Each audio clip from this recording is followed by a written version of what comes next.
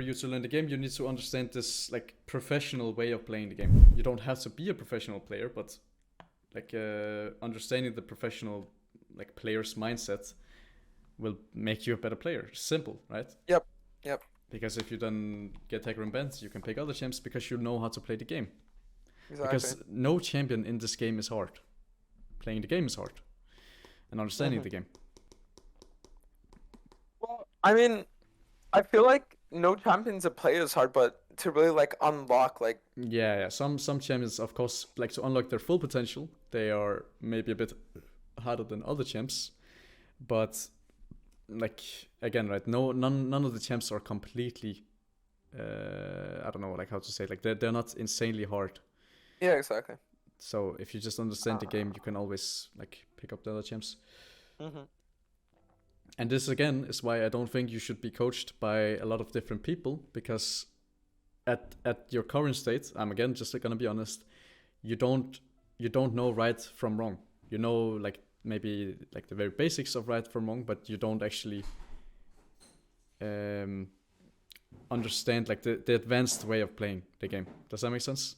Again, I'm not trying to be rude in any way. Yeah, no, I'm just I trying don't to be honest Dude, to you. you could call me a fucking blabbering autist, and like I wouldn't care.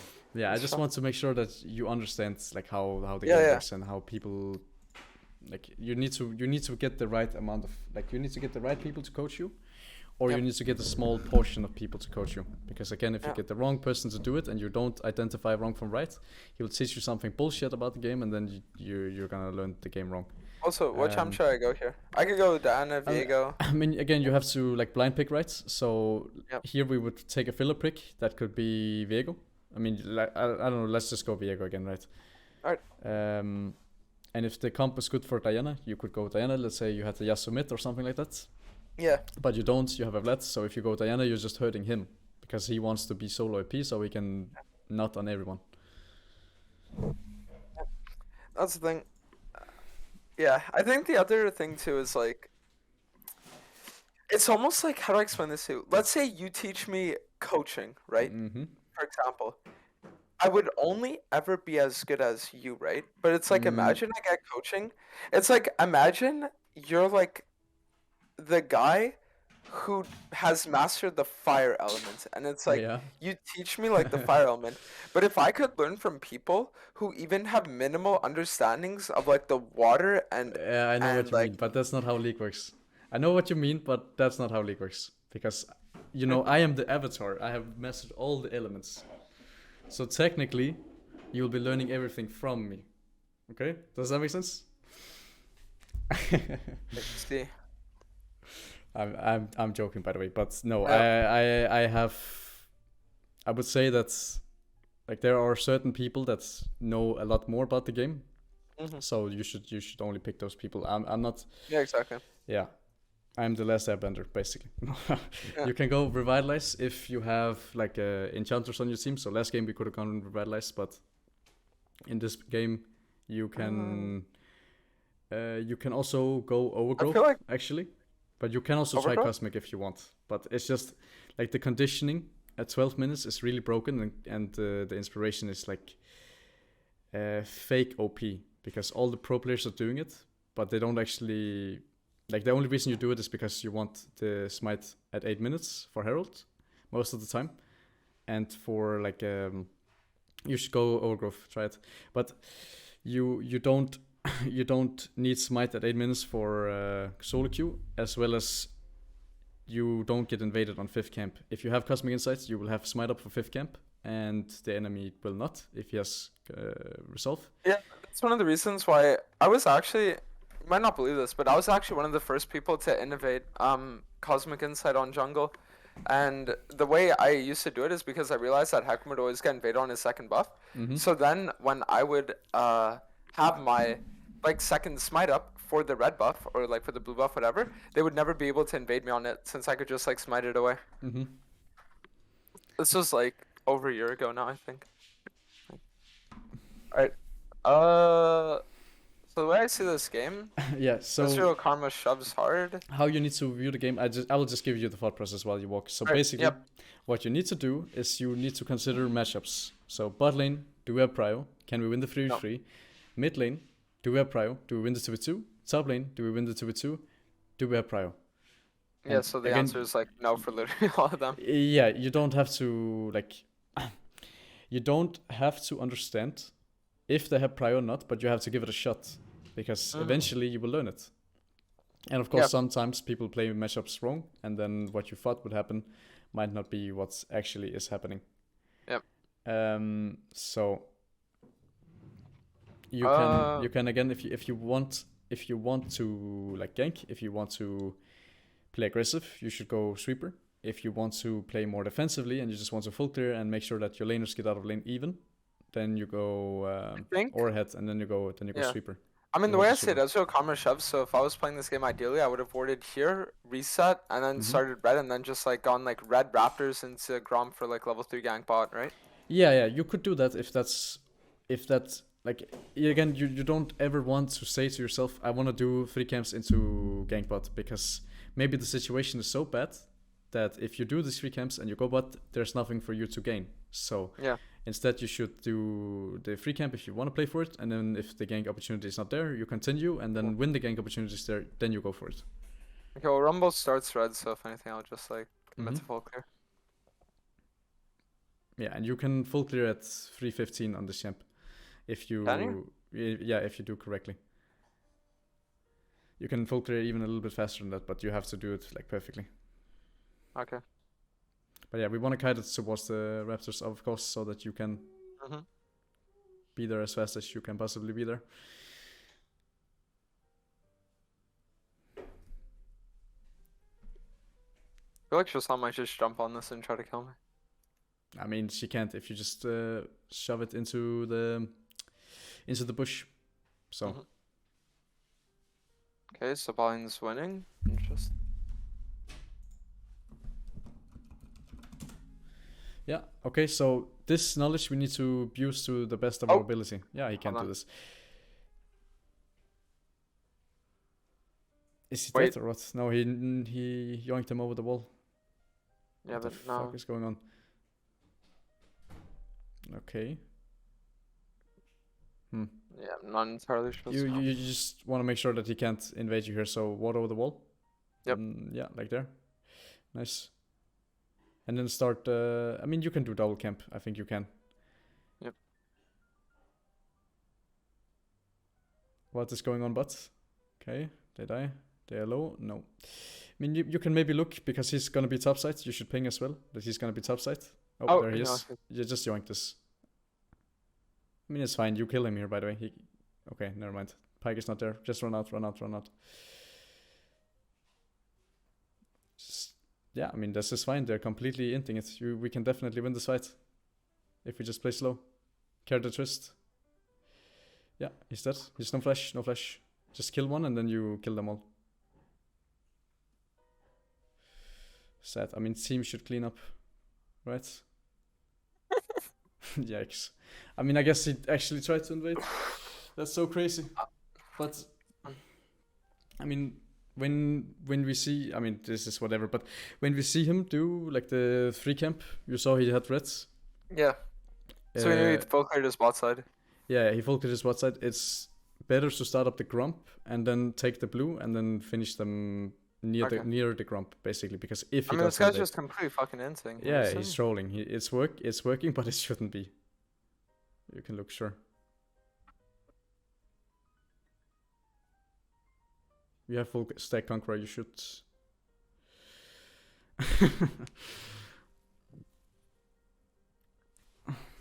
It's fine. Oh wait, our mid laner AFK'd. Yeah. Well, does that happen a lot in EU? Or not in EU, but in NA? Not really. Okay. Yeah, I mean, like I played on both EU and NA, and happened a lot more in EU than did NA. Yeah. Okay. But just I mean, there's still something to get out of this game that I want to mention in terms of like fundamental way of thinking. So we can talk about it now. But yeah, go for it. I mean, there's nothing else. Yeah, I mean, the game is over, right? There's no point. But basically, when someone dies or something happens in bot lane in terms of if they fight, let's say they fight and they fight really aggressively, maybe that means you have to skip a camp, or maybe it means that we can make something happen after the full clear or after 2 camps instead of 3 camps, depending on if your champ can easily double camp or not. So it's just gonna be easier for me to show you out of the game. Right.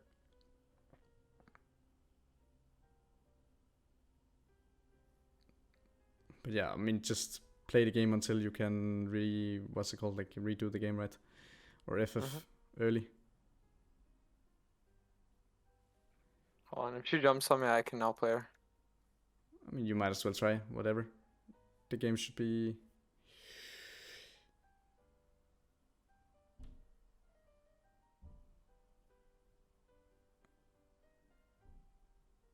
Okay. Just do the grump for HP and then go back to mid and take the mid wave. Right.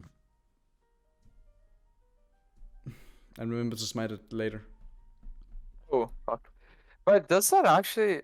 You gain something from being lower HP. Can you see, like, you got 28 from the I mean, is it Q or auto attack? It should be Q. Viego's attacks an additional 4% current health physical damage. So you see how current health, that is the keyword. The less health you have, the more you gain. You can just take the wolves. But yeah, you want to be on midwave whenever it's there, right? But it's like whatever.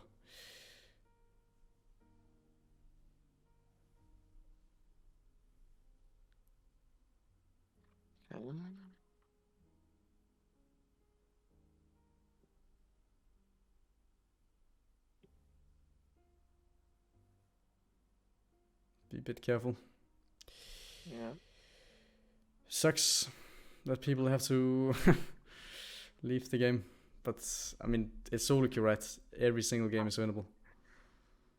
I just don't know what the fuck happened early. Rumble full clears this red, then looks for an invade, and then just randomly kills Pike, and I don't know. I mean, if we like respond to his play or to his flash, not his flash but his play on blue, it's completely fucking grief what he's doing. Yeah. Should never work.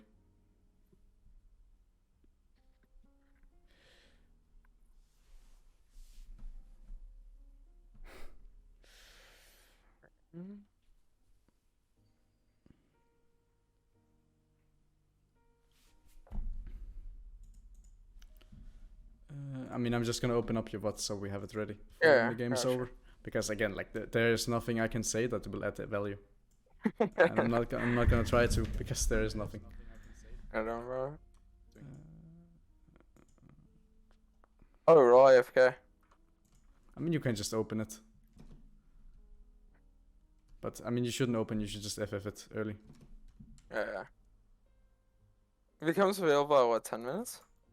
I mean, I think it's 10 or 12, but it should be 10. Alright.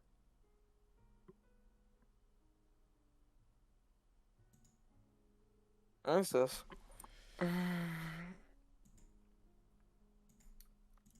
I'm just trying to find the thing where it's like, hold on. Passive, Viego's attacks an additional 4% current health physical damage. But it basically means that you have faster clear. Yeah, but does it mean that you have faster clear the higher HP you are? Let me find it. Let me find it for you. I swear to God, this means you have a... Bro, I swear it means you do more damage the healthier you are. Where is it? Where is it? I'm on the champion right now. Yeah, it's on his queue.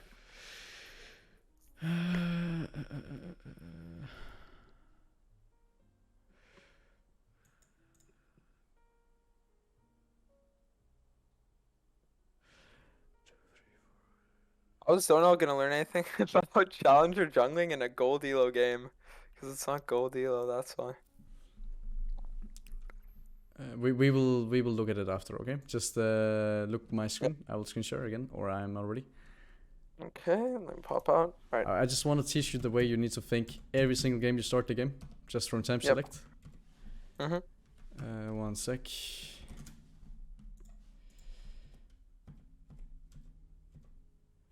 So, like, just walk me through how you normally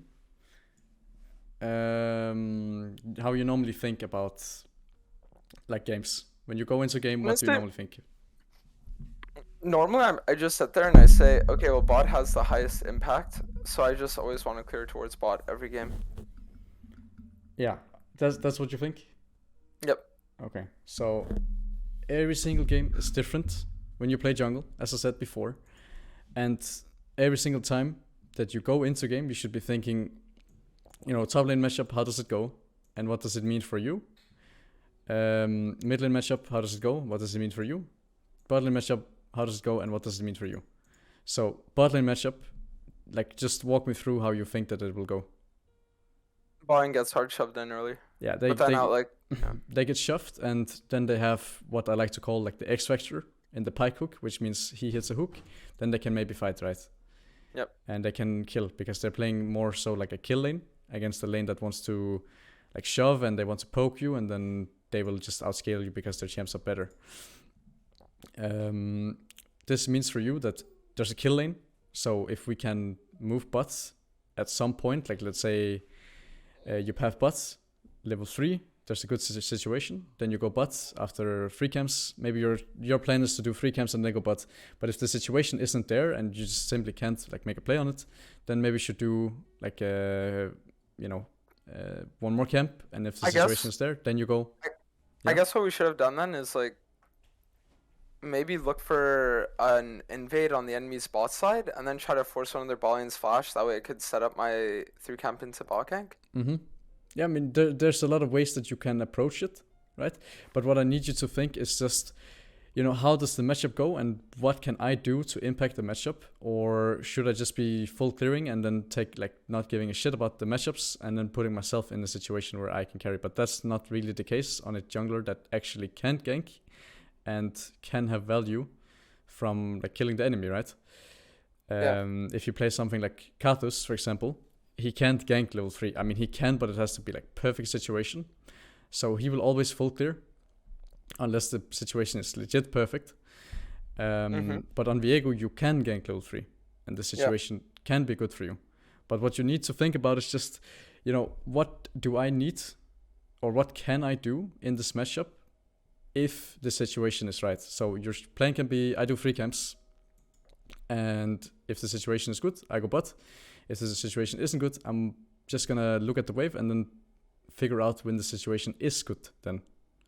So basically, again, as a jungler, it is super fucking important that you can adapt to the situation and you can adapt to what's put in front of you, because if you can't, then you won't climb, right? As a jungler, that's just simple. So we just walk through the matchups and then you discuss your pathing with me, and then we talk about where Rumble or what Rumble should do.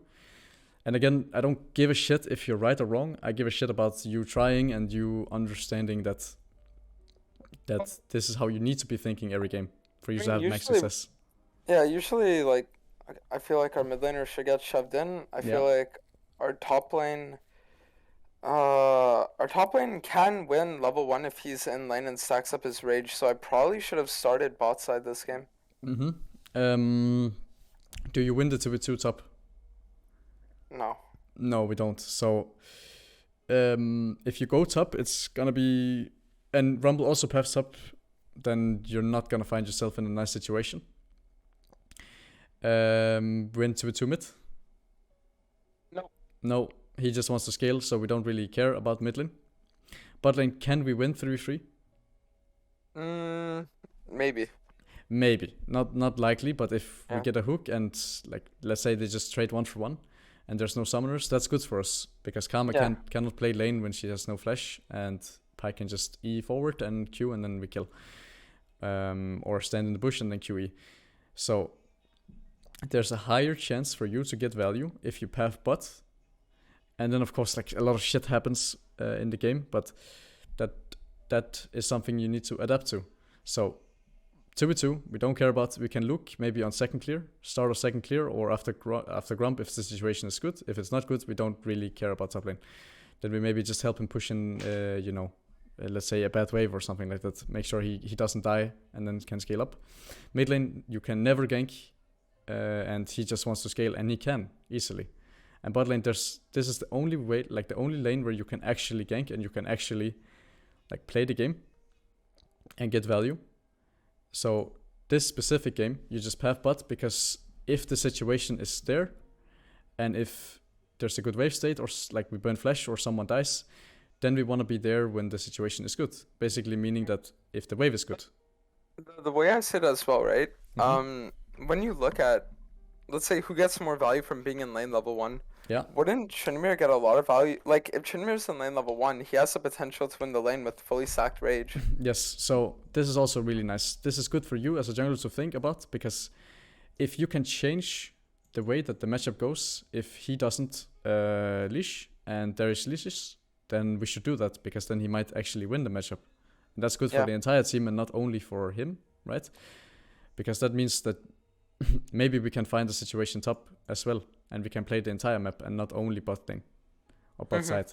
So what this means for you is that you can still path bot lane, but you just have to tell them not to leash, basically. Because if you have more understanding of his own matchup, or you have more understanding of top lane than he might even have, that will make you a better player overall, because you can tell him, like, you can just say, don't leash, get prio or get fury, and then, you know, potentially look for the 1v1. And then I will just go leashless, because you can go leashless on Viego, there's no problem. Yeah. Just tell me if this doesn't make sense to you at all, because No, it does. Okay, good. So every single time that you start the game, you also have to figure out, you know, what you want to do in terms of your wars. If you want to play for gank, then it's obviously better to have a sweeper. If you want to play towards, or not towards, but to make sure that your lanes are safe, and you don't really want to gank, you just want to full clear and repeat, and then just maybe after full clear you put a ward here so they can't get ganked or something like that. Then you just place the ward, you reset, and then you can swap to sweeper and go again for the clear. So if that's your game plan, then you just hold on to the sweeper. If you think you get late invaded, then you ward over here, because if you get late invaded, they won't spot the ward if you have it here close to the wall. Okay.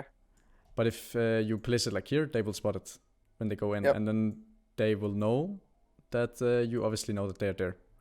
Yep. And there's no point in giving the free information. And if you can, as well in solo queue, get information on the enemy jungler, that's obviously super fucking broken. So if you can go ward here or here, that's really, really good.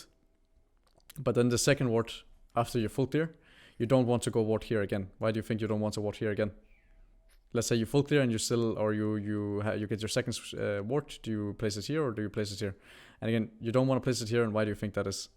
Because then you can't like defend your mid laner against a gank if the guy paths. Exactly right. Because if he does, you know, like Crux into mid gank, you don't spot it, and you just want him to be safe. Yeah. Because you want it to full clear. You want it to full clear to 6, and then maybe look for a situation 6, depending again on how you want to play it. I'm trying to make it as simple as possible. But this game, what do we need to do? And what can we do? I think honestly we should have just went for level on invade on their boss side, 100%. So like 125 or what? 120? We just go. Not even like a late invade. I would say like I would say just like go right away through the try. Honestly. Yeah, go right away. Just go right away through the try, and then if as for the comment there, we force a flash, and then now when I path towards boss, just yes, exactly right. And then if you get the flash, she can't play the game, because you have a pike that can just freely go on him, and Viego can just gank it on repeat when the wave is good. So exactly, this is what you need to do, right? If you can get her flash, she cannot play as she wants, and then she's just dead whenever you want to kill her. Yeah. So. If we continue watching, of course, you can go get a ward on, you know, this one or this one. And then you know exactly where he will be. Let's say he does red Raptors and then go Crux. Then he's obviously going to go bot side. If he does red Raptor's Crux, and then he does this, and you obviously know where he's gonna be.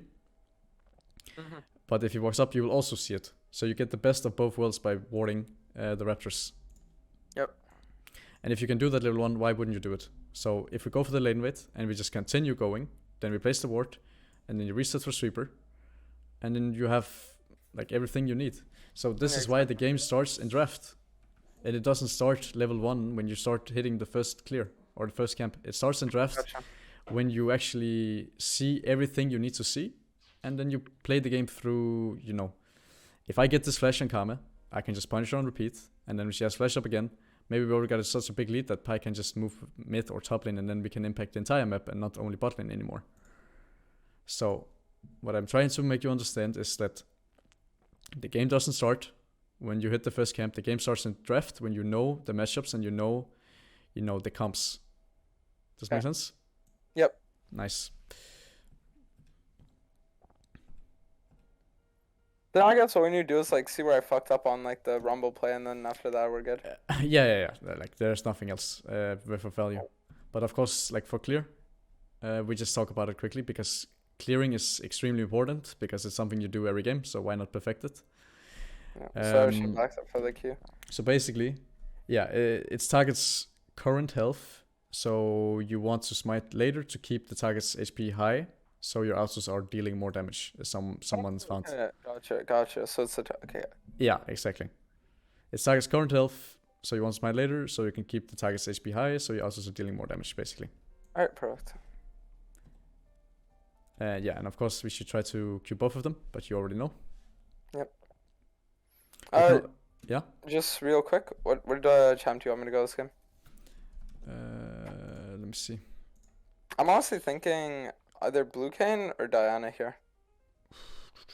You can. I mean, you both are fine. Like you can actually go both. I think go Blue Cane. That's right.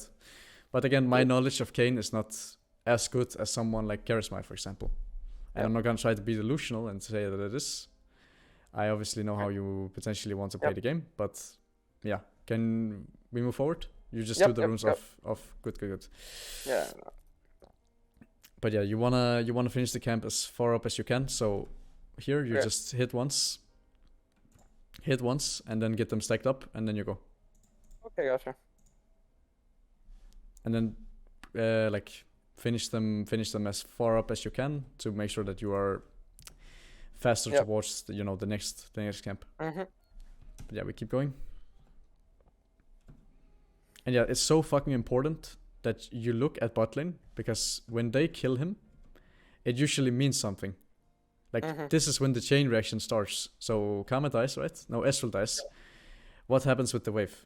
If the wave is now like slow pushing into them. Yeah, exactly. So I need to be looking at that. Yep. Yeah, exactly. Because if the wave is slow pushing, or let's say you kill them in bot lane, and they crash a big wave, there's a bounce back. And now what you need to do is you need to make sure that you are there on the bounce back. So when the wave is here, you want to be there. Yeah. So thinking ahead of time and understanding how much time you have before the wave is perfect will allow you to feel in control. You will feel like the Demon King you want to be, right? Yeah, of course. But yeah, look at the wave right now. We didn't look at it, right? So we don't actually know what's going on, and then like this random play happens. Yep. Which doesn't necessarily. I mean, over here, I fucked up mechanically. I should have just I know. We could have played it a lot better mechanically. Yep. And then I also should have done Gromp instead of doing blue, since I knew he was still bot side. Yes, exactly. But that's also on me, because I said you should double camp, expecting him never to ever fucking do this, because if he doesn't get these camps, he's completely fucked. Like his clear is completely doomed. Okay, so real quick. Yeah, let me see. Yep. So this game, it's. So again, remember what I just exactly. Remember what I just told you in terms of like looking for prio and what we can do. Yep. So mid laner gets shoved in. Top lane looks like it looks like Akshan favored, and then bot lane looks bot lane favored. Yes. So what do we want to do? So what I'll do is I'll just do this. It's the same shit player. Yeah. But yeah, what do we want to do? Because I just want to get ward here to like see what he does, and then I want to like clear towards bot, honestly. Yeah. Yes. Because your bot lane is like, it's one of the strongest bot lanes that you can have, and you hard win 3v3. So we play through bot lane. And of course you want to get the blue stack. But in the beginning here you can just get whatever stack, it doesn't matter. But whenever he hits a hook or whenever the wave state is good, that is what you need to look for. So pay close attention to the wave state and think ahead of time. Oh, looks like it's action on mid actually. Yeah, let's just double camp it. I mean, it doesn't really matter. Nothing changes. It just like in terms of like they will be more explosive. So maybe we can also look mid if the situation is good. But top lane is kind of irrelevant. You can go kill him at 6 maybe if wave is good, or just kill him when you have blue cane. So is it just like never even worth looking top lane since I'm like not even looking? It's still good to look, but you shouldn't like proactively play around it. Does that make sense? Yeah, okay. It's still good to know what's going on, and maybe like if situation is really fucking good, you look for it, but else you play proactively around your winning lane. Right.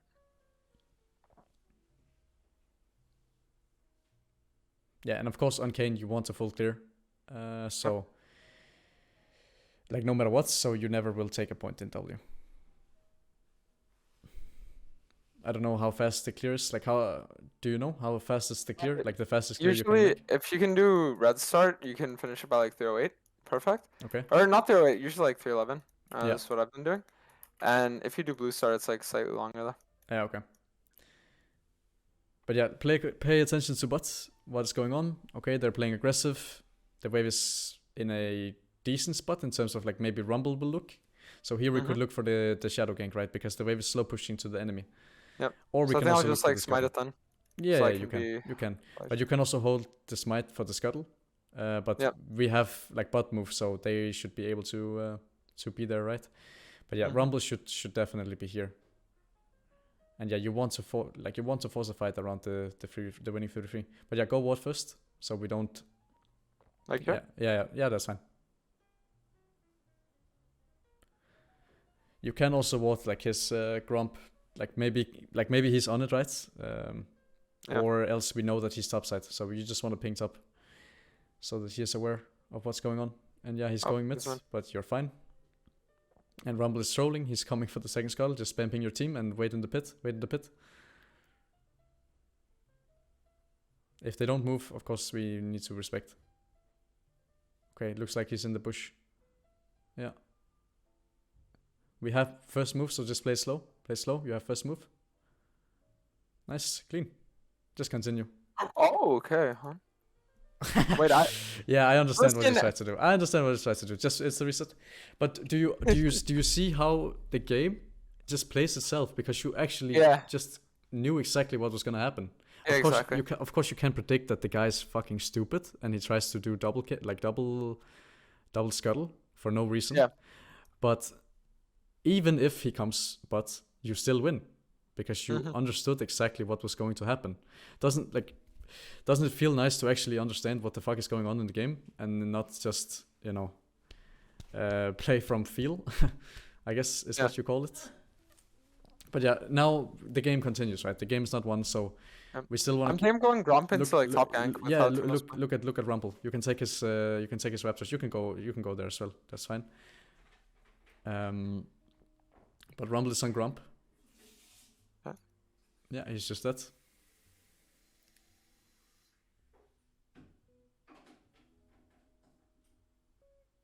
Okay, that's fine. That's fine as well. You don't have to kill him. You just shove the wave. It's okay.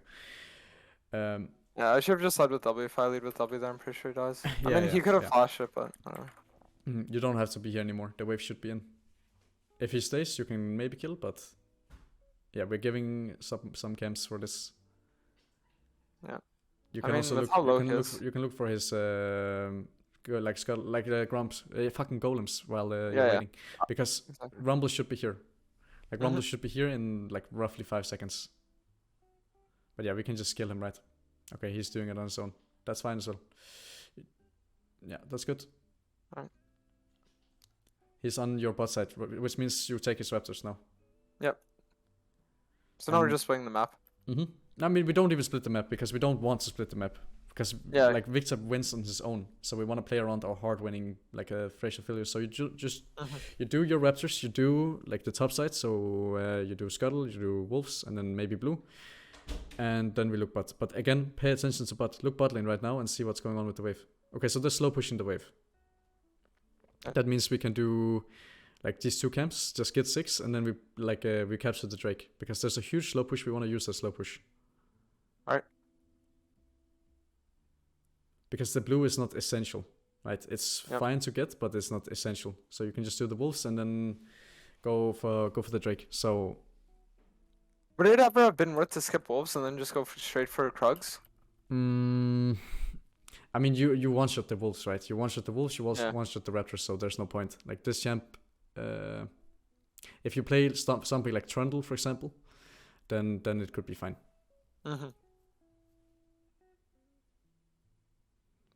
Okay.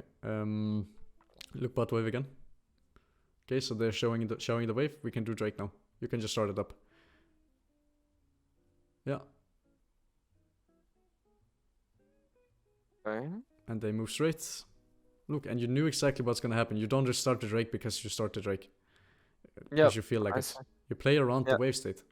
Because League is a lane or not a lane, but a game that is played around waves. And you can even look bot lane. Why not?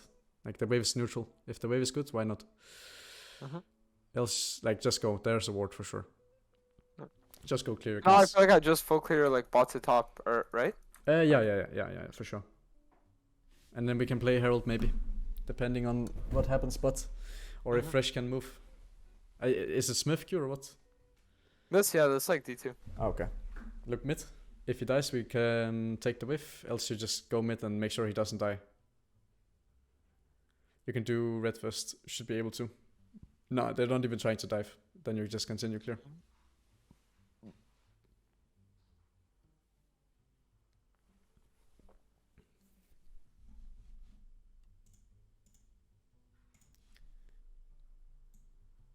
Here, Blind's getting shoved in. What if I win Raptors into like... Can they freeze? Yeah, you can go. They have no wave clear. You can go. Just do Raptors, you one-shot them. And then go kill them. Because like they can't do this. They can't shove the wave. Vayne has no wave clear. So they have to push up. And they're overextended in lane. Which means they're just free kills. Yeah, just go. It's so free. And if they respect, they don't get the wave in and they're just getting frozen on. Which is fine. You don't have to kill them. It's completely fine. Just reset. Or you can do the scuttle first, actually. It's worth it. Because he should be on Herald right now. Is it worth doing? Oh, really? He should be. It's weird if he isn't. So should I just like pass straight up? You go Prowlers or Eclipse? Prowlers. Okay. Yeah. Then we should farm until you have it. I mean. Oh really? You can you can go. The way I see it is like if I get Caulfield's tier. Oh yeah, you go tier as well. Yep. Yeah, sure. I think tier takes a bit too long to gain, right? Like it takes way too long for you to stack it up. From what I've heard, at least. Well, with Ingenious Hunter, the thing about it is it reduces the cost you can stack. Yeah, exactly.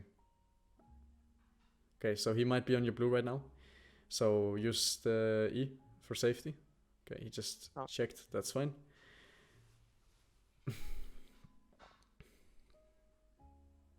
Yeah, look top wave right now.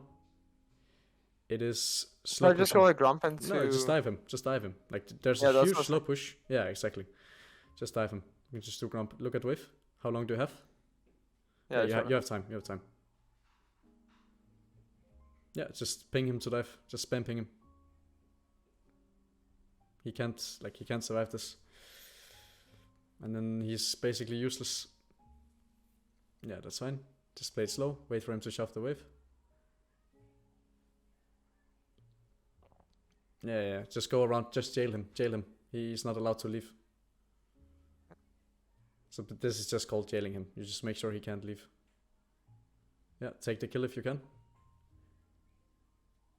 Nice. There we go. And then he's and now I can go fucked. for... Wait, Victor died as well. You can take top wave as well. Take top wave. Take top lane? Okay. Yeah. Put yourself in a carry position. Because he is Alright. dead, and your top laner's dead. So if you take the wave... Yeah, and if I take this, it doesn't do anything. Yeah, Like exactly.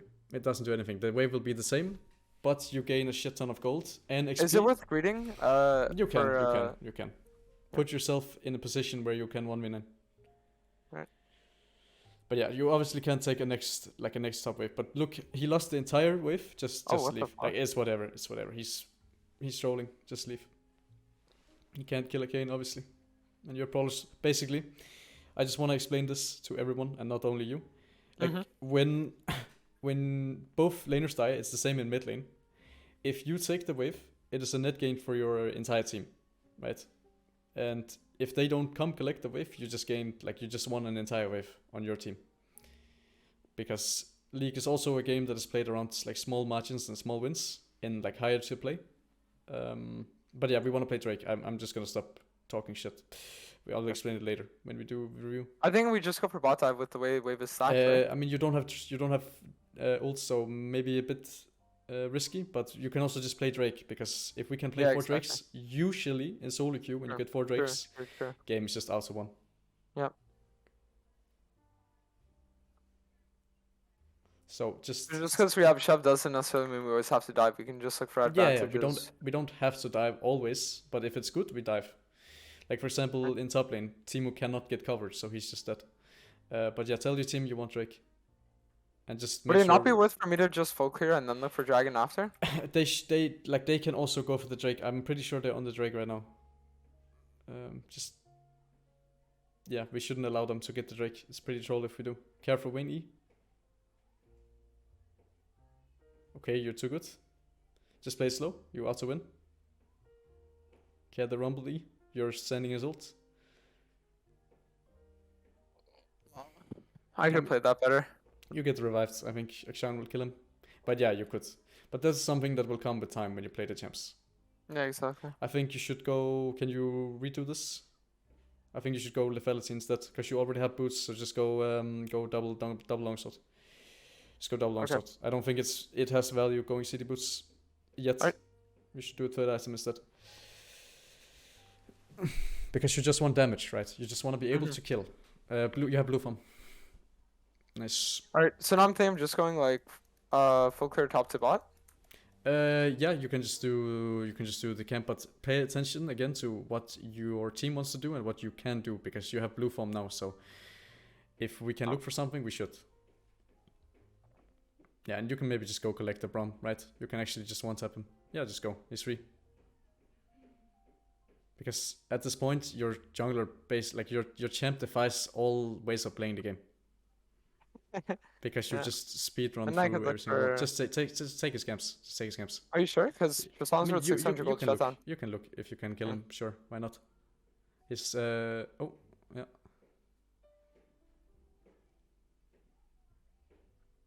Oh, he's coming.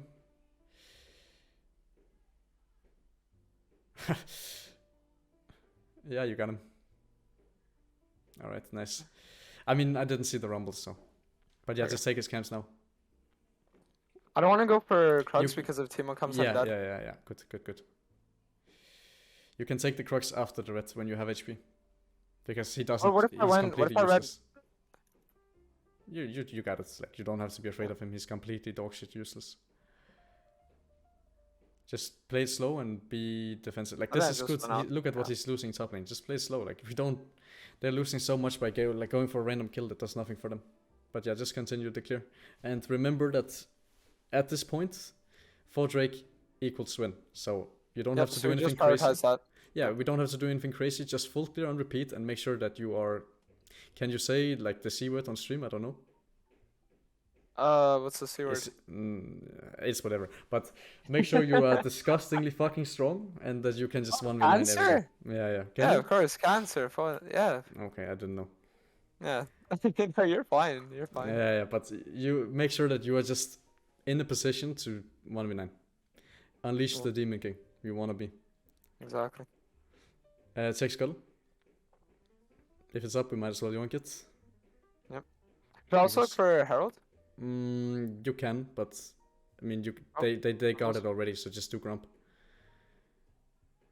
Or not Grump, but Golems. Oh, he's Oh, fuck.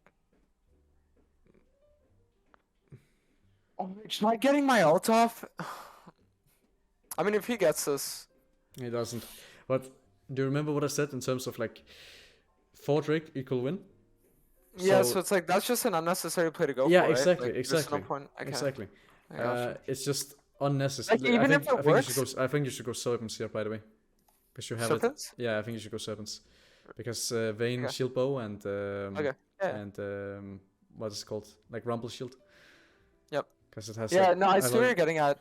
Like, cause I used to do it with Darkwing Jax a lot, and that's one of the things he would always tell me. He'd be like, at the end of the day, like whether you win a game, with 10 kills or like with 100 kills, you're still just winning the game. So you don't need to sit there and.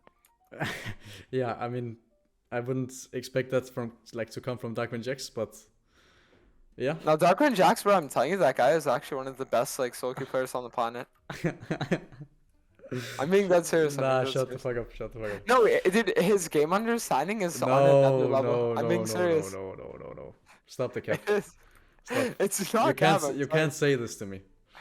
I'm telling you, no, he's actually like crazy. No. What if I just reset for Ionian boots? That way I have it for yeah, Dragon Fight. you can. Alright. You also have Futures Market. That's nice. Yep. Abusing the most broken rune in the game. Yep. All right, but yeah, 4 Drake equal win. So we play this fight and we should be stronger than them. But like if we lose this fight, I'm just gonna tell you that it's because you griefed. Alright. Right? Yep. No, but you just gotta think about the bigger picture, because usually what I see when I coach like streamers and I coach like one tricks is that they are so focused on that one kill or that one mechanical play instead of thinking ahead of time and thinking about what you can do to just auto win the game. But yeah, wait for Akshan or try to pick off someone when they try to face the Drake, because they're not in a position right now. You can also just try to yoink it, why not? We shouldn't be in this position, but yeah. Okay, nice try. Fun. I could look for this. We can win. We can win this fight. You have a mega fit Vector. Just play slow. Nice, he's dead. Just run out, let team kill. Okay.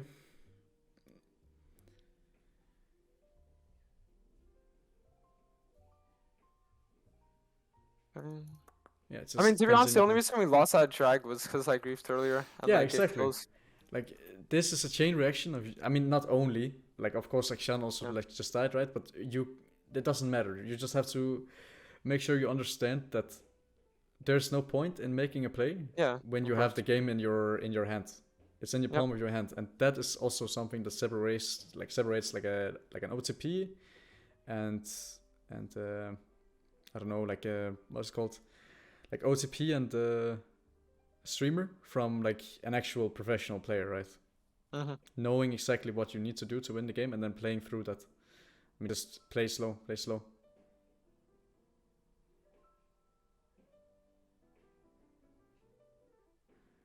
The stream is a bit pixelated right now, so I can't see much, but can you try to redo screen share? Oh really? Yeah, because it's not. It's kind of pixelated. Here you go. There you go. Is it good now? Yep. Okay.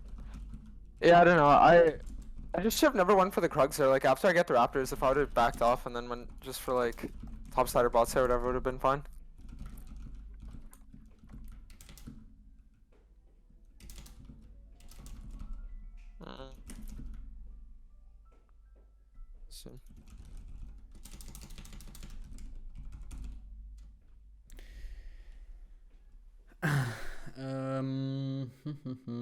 Who's fed on your team?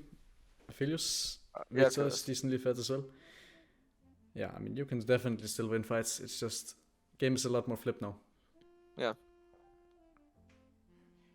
Yeah, we just want to get to our mirror mana, and then I think you are strong enough to pick off champs. Yeah. I'll probably look to shadow Akshan in the sideline here. I think it would probably be the best idea. Yeah. You can. You can. If we can avoid giving up tier 1 mid, we should. They're actually on Nesh, they're on Nesh. Yeah, but is there any way we can contest? I think you can look to fight them after, but you cannot like contest the Nesh. You can just look to fight them after. Yeah, I mean the way I see because it, if they're locked, like they're locked right now in the pit. Alright. So we might as well try. Okay. Because Victor in pit is like really OP. You will see him one shot everyone here. Yeah, just pick them off after. So if you can get on the Trish, you should do that. Because then the Nesh ends up being validated from them. Just play slow, he can maybe one-shot you. I think I'm just fucking dead. It doesn't matter if you die, but they kill. There we go. Yeah, okay. because you also you regen, but or revive, but you just nullified their Nesh basically, and you got exactly. You got 2 towers of it. Yeah. Okay. So I guess nice. Okay. So even if you can't contest the Baron itself, if you can kill them afterwards, you should always go for that play. Like that Rumble didn't have also just makes sense. Yeah, it's like you just have to see the opportunities that you have available to you. Don't think of it like we need to contest the Nesh, we need to kill them. But look at what you just gained. You just got 2 towers, or no, actually you got 3 towers, and you got the Baron buff of them. So overall, it's a huge win for you. Because no Baron buff on enemy. But yeah, collect bot wave. Because everyone wants to reset except you. When do you have item? How long? You should have it relatively soon. Yeah. Yep. So if I get Krugs. Yeah, he's dead. You can't help him. He's dead. He should reset. Win the streak? 20 seconds. Okay. I mean, you can look to steal it, but it's a bit flip. But you can look. Like you have a huge Victor. That can basically one-shot all. But yeah, if you reset now, you can't steal it. Yeah, the thing is I can still get there in time with like Spike Alleys, so maybe we could look it's for sure gone, but maybe you can look to fight as the Nesh. Or not the Nesh, but the like after the Drake, I mean. You can look Timu. He's isolated from the team. Else, like try to kill Trist, that is your job. Just smite him. Nice.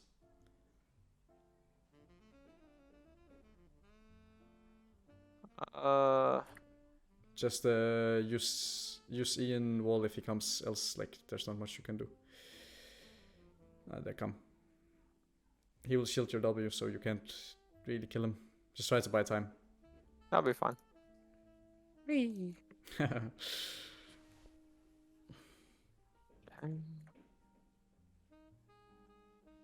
Just eat his retros if they're up. Else get your mirror mana stacked. You're close to it. Just get the fuck out. Oh, there you go. The tasty things are fine. Yeah, just get your mirror mana stacked. You're not in a bad spot. There's no exhaust as well. Your goal is to one-shot the Trist. If you one-shot Trist, the rest of the team should take care of it. Yeah, the reason I didn't go for last fight was just because I got exhausted, so I was like, okay, I understand. I understand why you didn't go for it. It's just like for future fights, if you can go for her, you should always do that because she's the main carry.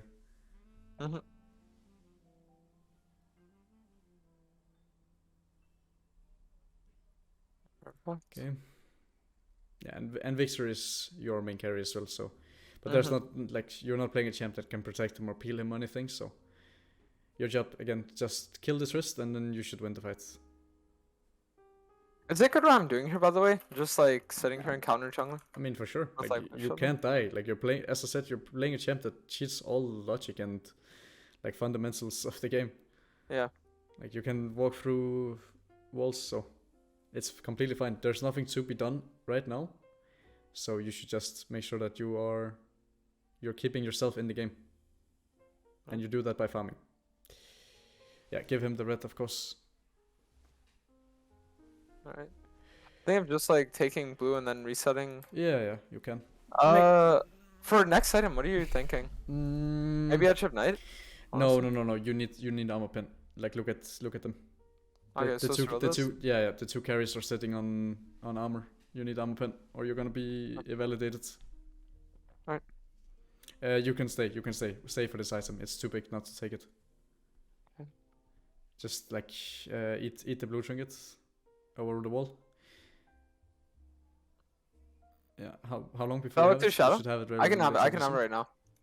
Yeah. I can have it right now, but would it be worth to reset, or should I just like? Yeah, I mean, again, nothing should happen right now. Okay. Yep. Okay. Because there's no objective up. There's nothing that we can do in terms of like they go bot, we go top. There's nothing we can do. So, and this item is too good not to take. Okay, gotcha. And yeah, he doesn't want the red apparently. Yeah, just so eat it. Like, if he doesn't want it, then you should take it, of course. Mm-hmm.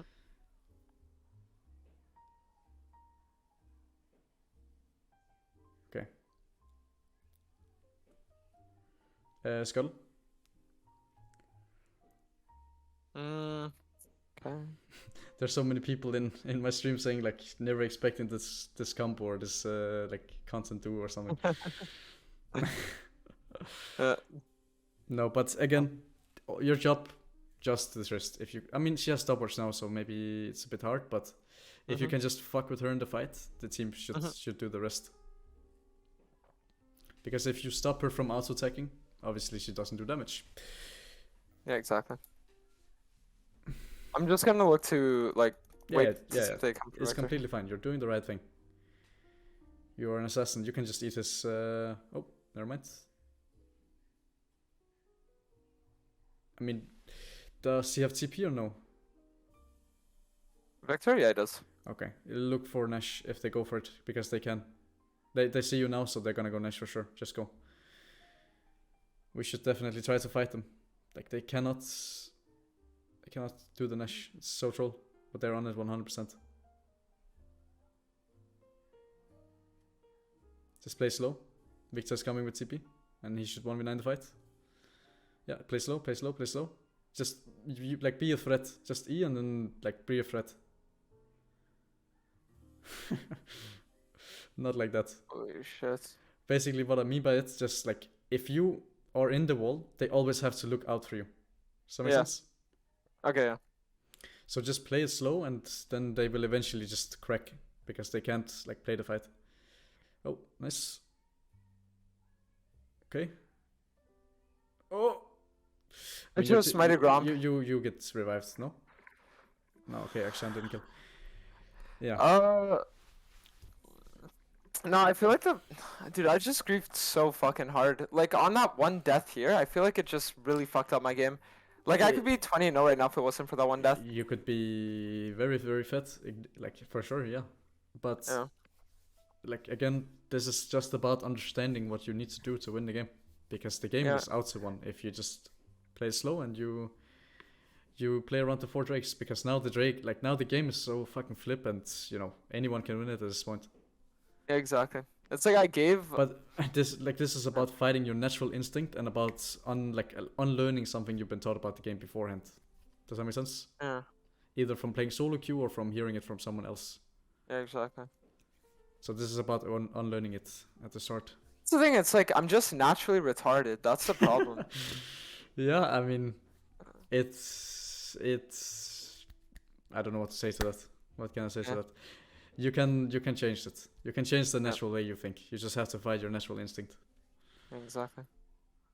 It's like every time I see a stove, I like touching it, you know. But it's like I should don't. stop. Shut the fuck up. You can maybe go for the win. Just don't act like you can actually walk through walls. So don't face check bushes where there could be ward or anything. Oh, smite. Nice. He's dead. Boom. Yeah. But yeah, the first thing I need to do, and this again is also why I think you shouldn't be coached by a lot of people. I need to unlearn, I need to take some stuff away from what you know about the game and then replace it by something else. Yeah. So if I do that and then you get coached by someone else that does something differently, then you're gonna have a that's what I'm saying. Like, the game. That's why it's almost like I can take so many different perspectives of the game. If you are smart enough and you are if you are willing. Like if you're smart enough and you're really critical about what you hear, then you can do that, and it's completely. Yeah, that's the thing about me. It's like just moving forward. I just want to say one more thing. Like moving forward, getting coached by other people, and myself as well. When you get coached by me as well, Like, be critical. Don't auto listen to people because that will fuck you up. Yeah, because everyone can make mistakes too. Yeah. And again, there's a lot of bad coaches, and you need to like make sure that you handpick what people are saying. Exactly. That's a good thing. It's like if I get a coach and it's a bad coach, it's almost like it's mental warfare where I can like don't shit on the guy, right? I know you're probably the type of person that could fuck him up, but don't do that. No, not Mentally. like that. Yeah. Nothing like that. I'm just talking about more so like mental warfare for me for like assessing whether or not what they're saying is good or not. Yeah, just don't make him a joke. That would be very sad for him. Don't ruin him. Just chill a bit. No, I would never do that. Not that kind of person. That's good. Okay. That's good. But yeah, just play it slow. You have Soul and one Drake, and you completely outscale. I mean, you don't actually completely outscale, but you have a fucking fat Victor that can 1v9 every fight. Be careful when you walk in the bushes. Make sure that you don't walk into the bushes. I'm gonna be honest with you. Yeah, I'm gonna be real with you. I feel like I should have gotten Umbral Glaive second item for Team. Yeah, that actually isn't bad as well. Yeah, that isn't bad as well. Yeah. But the thing is, you don't need it because again you're playing Kayn, so just play the bushes and then, or not bushes, but play the walls, and then there cannot be a room, and play with your red trinket. Because you don't need the glaive. You're giving up a lot of damage if you do it, and if there was like I don't know, it's like some other value from it as well, then you could maybe do it, but it's not worth it here. But I understand what you mean. All right. Because if we have like 3 sweepers in the game, then Teemu's nullified his R at least. You want to see if you can like pick them off right when they do bad rotations, because it's solo queue and you're playing an assassin, so they will do bad shit. Else you just take their camps on repeat. Also, let's say I'm pathing towards someone and I see I get spotted by a ward. Should I just like instantly back off the entire player, or should I just like keep going for regardless? It's really fucking situational, because maybe that ward means nothing. Let's say for example you're playing Nunu, right? And you get spotted on a ward that is like in the river. But because you're already like, your W is so broken, so maybe that will not mean anything. And if you're playing Kayn, for example, it's the same concept, because you walk through walls and you have 5,000 movement speed. So if you get spotted, it will not, like, naturally it will mean nothing, because you just can still kill them or run them down. But if you're playing something like, I don't know, like a Trundle or something that can't, cheat the game, then maybe you should back off instead. But maybe, like, again, I just want to make sure you understand that it's so fucking situational, and just go on the Teemu. Why not? I think you can maybe one-shot him. There's no tower. Okay, you can't. I guess he's really fucking tanky. But Holy shit. it was the Drake as well, right? The Drake is up, and we had full position on it, and then we went for it. But this one is also on me, because I said go on the Teemu, right? And then you just listen to me. So I should just like not run for Teemo then? You should just make sure that you stay like in position, in terms of like you always have vision denial on them, so they can't. Oh, nice.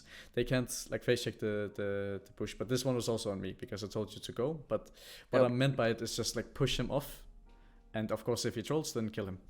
Yeah, okay.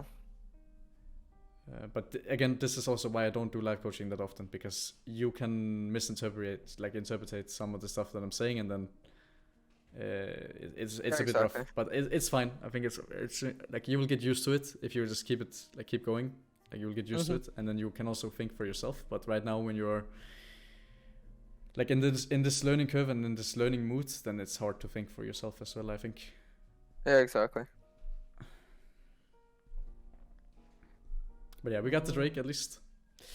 It's not the best Drake, but it's also decent, considering we have like Victor ults and the Philius. I feel like we should just look to group now, shouldn't we? Yeah, you should. I mean, at this point, the game is like up for grabs. Whoever fights the best wins, but we don't want it to come to this point, right? Does that make sense? Yeah. If we can close out the game, we don't want it to be at this point. And yeah, at this point you should just like throw yourself into their head and then like trade 1 for 1 if you can. Oh, maybe. Okay, so now we just need to see if we can like avoid losing the game, right?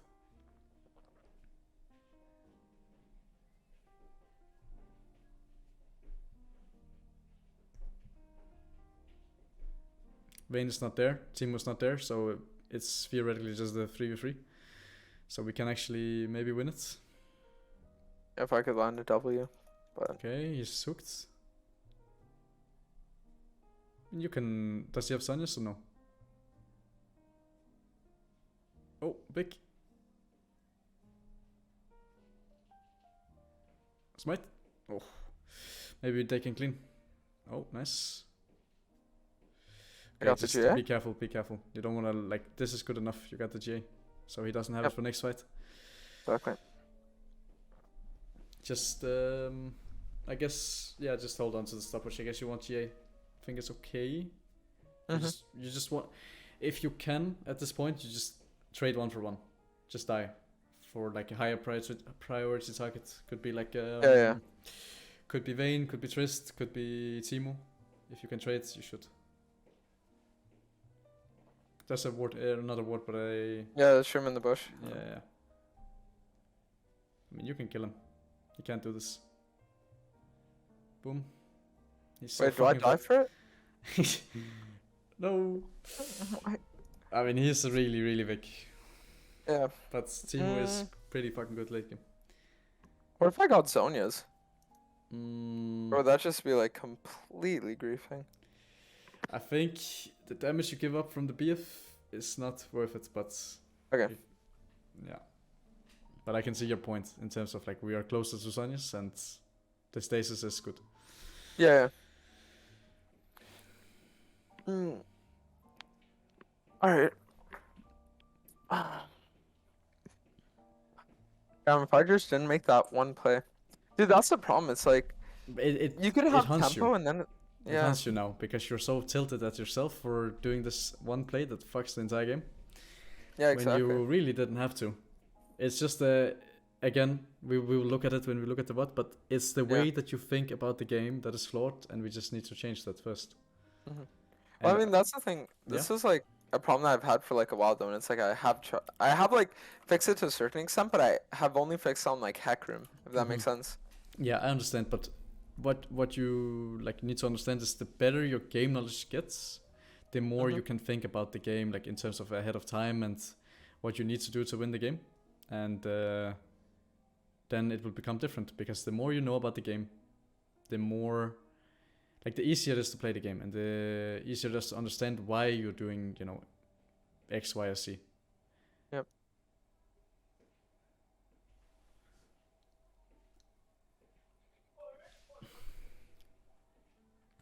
Yeah, the game will be like dictated on the elder. So, okay. So if we are to fight the elder, you just do. Can you trade your life for Teemo at this point? Might Kane understand? Like my Kane. Maybe. I mean, since he has some Sonya's, I probably could.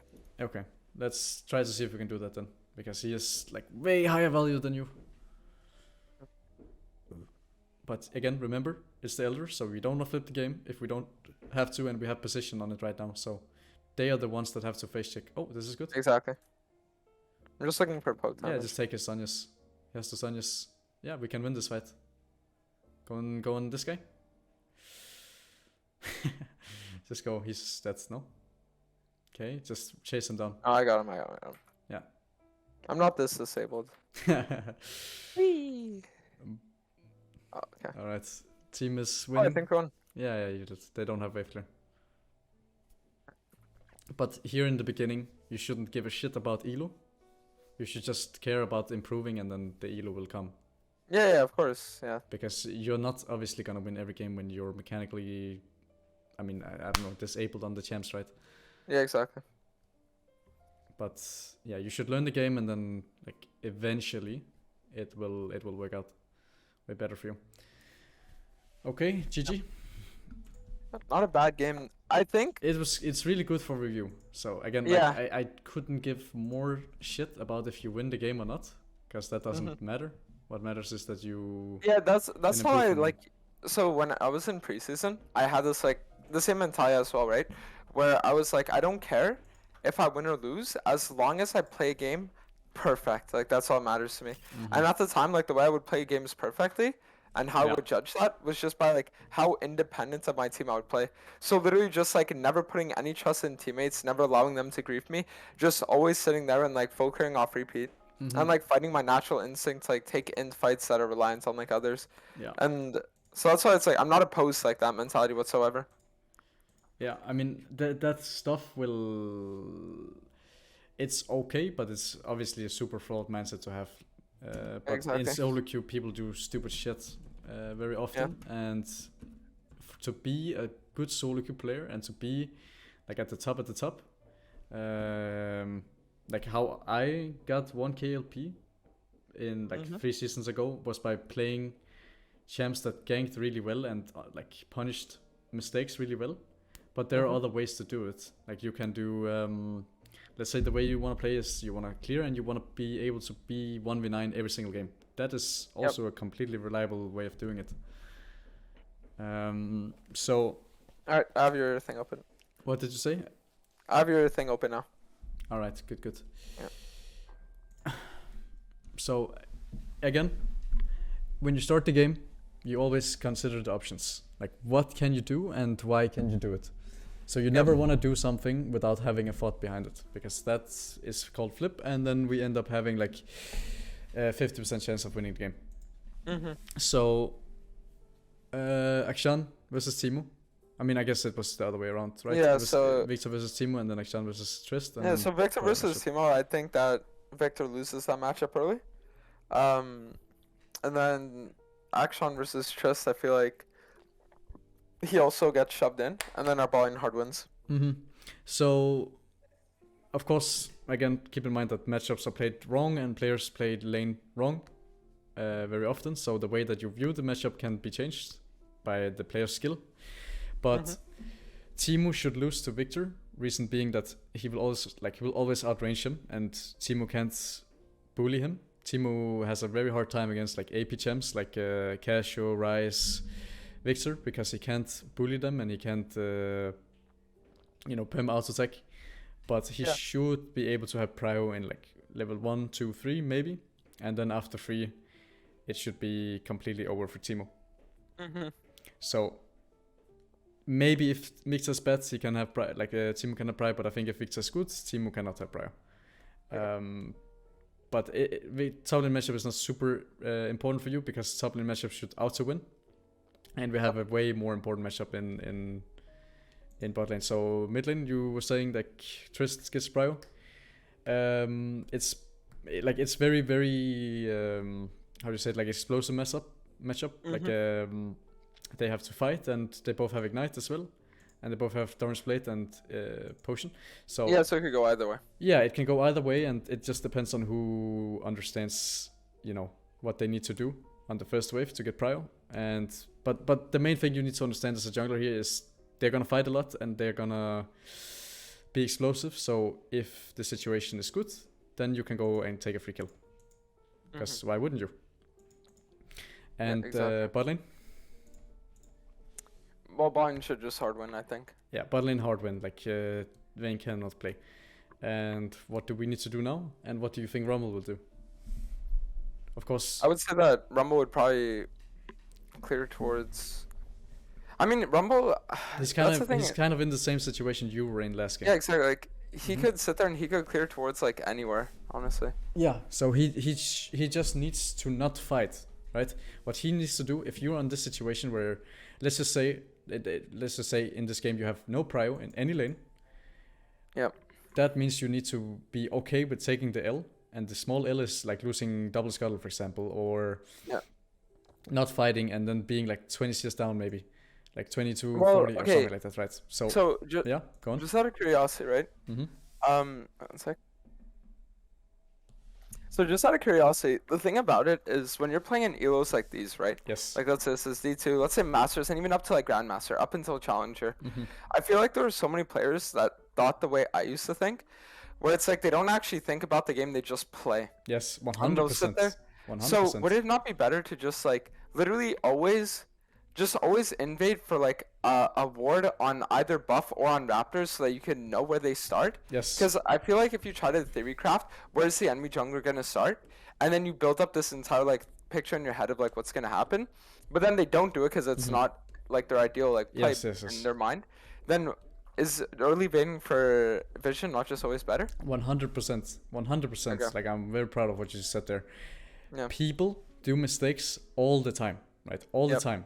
So you cannot always guarantee that, pathing bot lane is the right play. Like, let's say like Trundle, like not Trundle, but Rumble last game. What he did last game was completely grief. And he should have lost him the entire game, but because he flipped it, he won the game. Yep. And you cannot account for that. So remember last game, if you warded here, you would know exactly what he did in terms of like invading. Exactly. And people make mistakes all the time. So if you can get the early ward on here or here, you should always do it. It's so broken because then like junglers in particular are super predictable. So if he does like reds, golems, what's it called, like raptors, he will most likely do the clear and be bot side, and then after the bot side clear, he will reset and he will go back to top side. Like, they're super predictable junglers. Yep. So again, if you can do that, you should always do it. But in some games, it's like there can be people here, right, and there can be people defending here. Yeah. But even if they are, and you just like 5-man it, and you say, "Yo, we're 5-manning for vision," like, can they really like do anything? I feel like they just have to concede. Yeah, but they can do the same, right? That's what you have to remember, because if you go 5-man here, and they go 5-man here, and then because they want to late invade or they just want to sit here, and then you go for your reds start, and they're here, you die, right? So they can do the same. But if you are aware of this and you don't just blindly face check, then it's fine, right? So it just depends on what you want to do.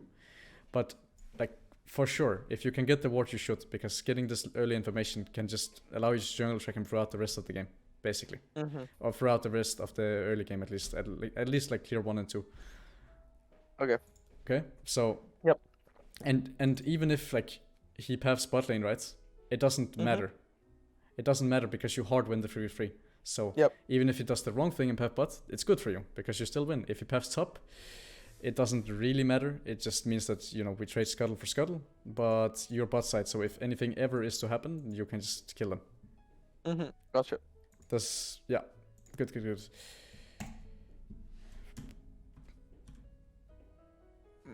And you go for the ward, right? And if you play something like Kayn or Elise, like Elise, for example, can check the bush and then she knows if there's someone here or not, then you can go get the ward for free. And 99% of the time, I would go so far as to say, like, people are either AFK, unaware, or don't know like this stuff. So you can just go in and get the ward, even in like Master, Grandmaster, maybe not Challenger.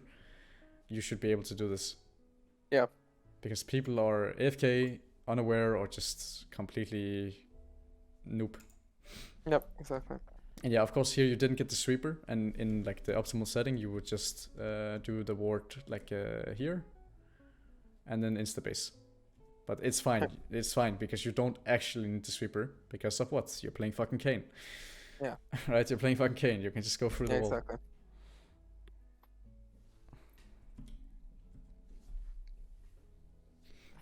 Okay, so we didn't see.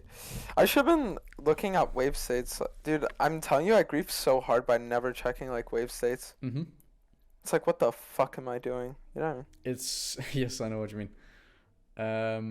It's something that if I tell you often enough, it's eventually gonna like go through your skull. Yeah. So. And like, you need to just make it like a thing that you do from now on until the rest of the days you play League. The game is played around waves. You saw how, for example, we will see it eventually, but when we slow pushed, you knew exactly when you started this camp when the slow push was gonna crash, and that we could start Drake at some point after the grump, or not the grump but the golem. So you played like 1 minute ahead of time. And the same here. We know already from the start of the game that we have hard winning bot lane, and if they lose it, it's because they unblock keyboard, and then there's nothing you can do. So we will for sure like full clear, because you can do it before scuttle spawn, and then after full clear we look for play bot lane, or we go for the scuttle, or we go for an invade. Because let's say, this is also super fucking important for you to know, if you play versus something that has to full clear, let's say you play versus like Karthus or Hecarim, you know Hecarim. Yeah, of course. He wants the full clear. And for you to like be able to get ahead and for you to disrupt this, you need to be... You can't do it on this champ, but if you're playing like Trundle or Sin or something like that, you can do this camp, this camp, this camp, and then just go invade him. That's what I always do. Yeah, that's what I always used to do. Yeah, exactly. And you can always do this if you know exactly where he spawns and you know if you have prio or not. Yep. Should I accept the match that I found, or? No, don't accept this one. We can do one more as well. Like, I don't mind, it's fun. Right. But this is really fucking important review. Yep. But we will go a little bit faster because there's a lot of stuff that is irrelevant. Yep.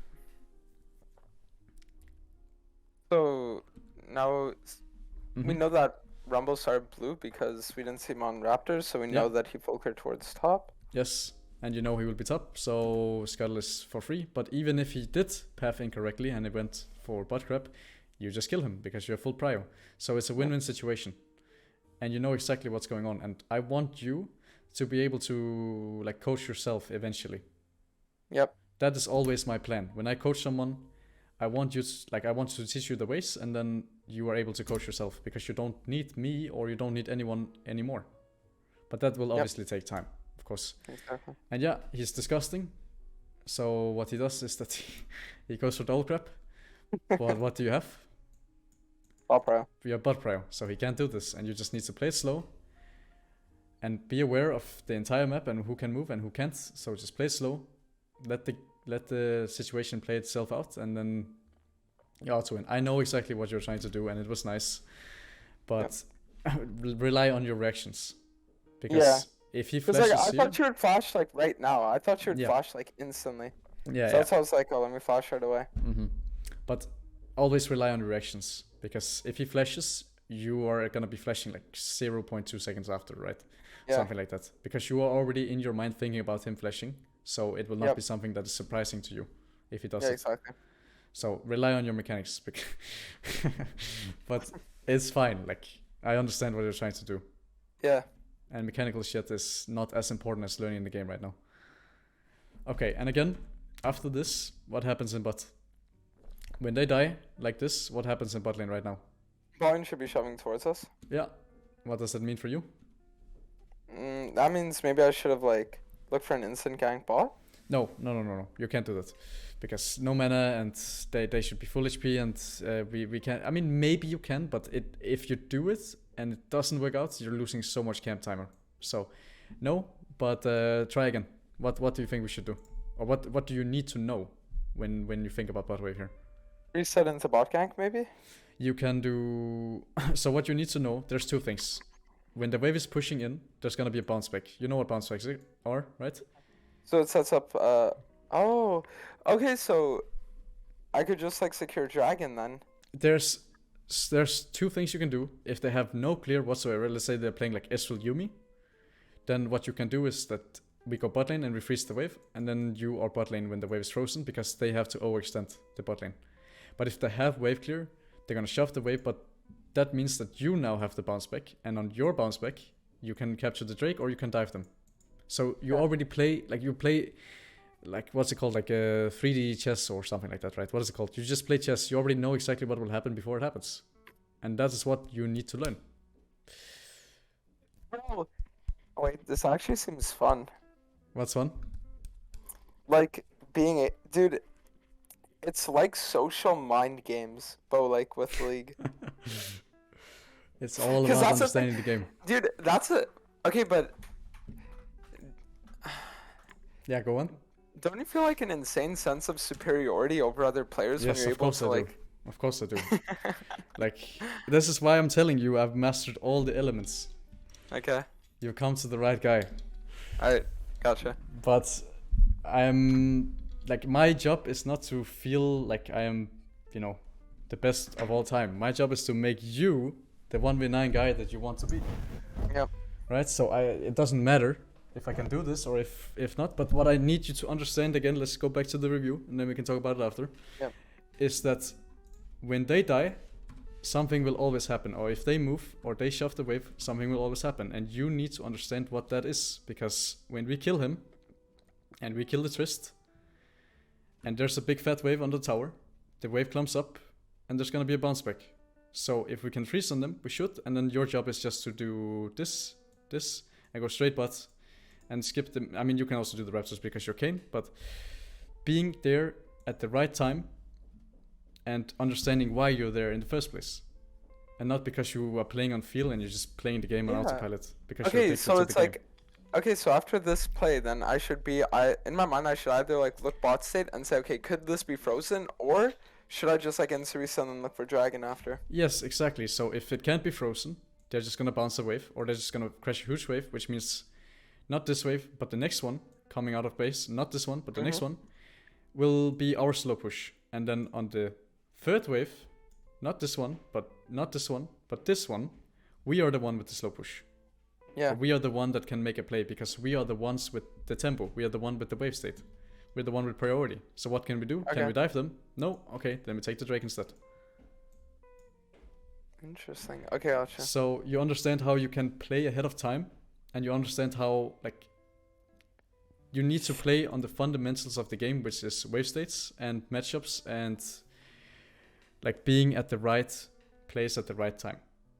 Yeah, and then I guess the skill of solo queue players depends on like, Yes, you can know this at a fundamental level, but then it's like if someone completely griefs it, then you need to know how to react to that as well. Yes, exactly, and that's the next step to the learning curve. But first you need to understand how the wave states work and how you can make plays on the wave states. But the next step is how you can adapt to the situation. But that we can't take before it happens. Let's say your bot lane dies 2v2, level 1. Then you leave the game. No, but then something happens, right? And maybe they burnt all summers. Then maybe we can make a play on them. But that doesn't matter right now. We just play through this. But you'll see the wave right now in bot. It's clumped up, so that means no matter what, if no champions interacts, it's gonna bounce or it's gonna slow push towards the fresh Aphelios. Gotcha. And it's on their side of the lane. And what you need to do is you need to look bot, and then you need to see, can we freeze it? If we can freeze it, then you need to just take these two camps, go bot, and even if you don't kill them, it doesn't mean anything because they're losing a shit ton of XP, a shit ton of gold. Would it ever be worth insta-pathing bot here? If this is also a good one, if you're playing something like Trundle, for example, that doesn't give a shit about the scamps, or you're playing something like Xin Zhao and you want to facilitate the team.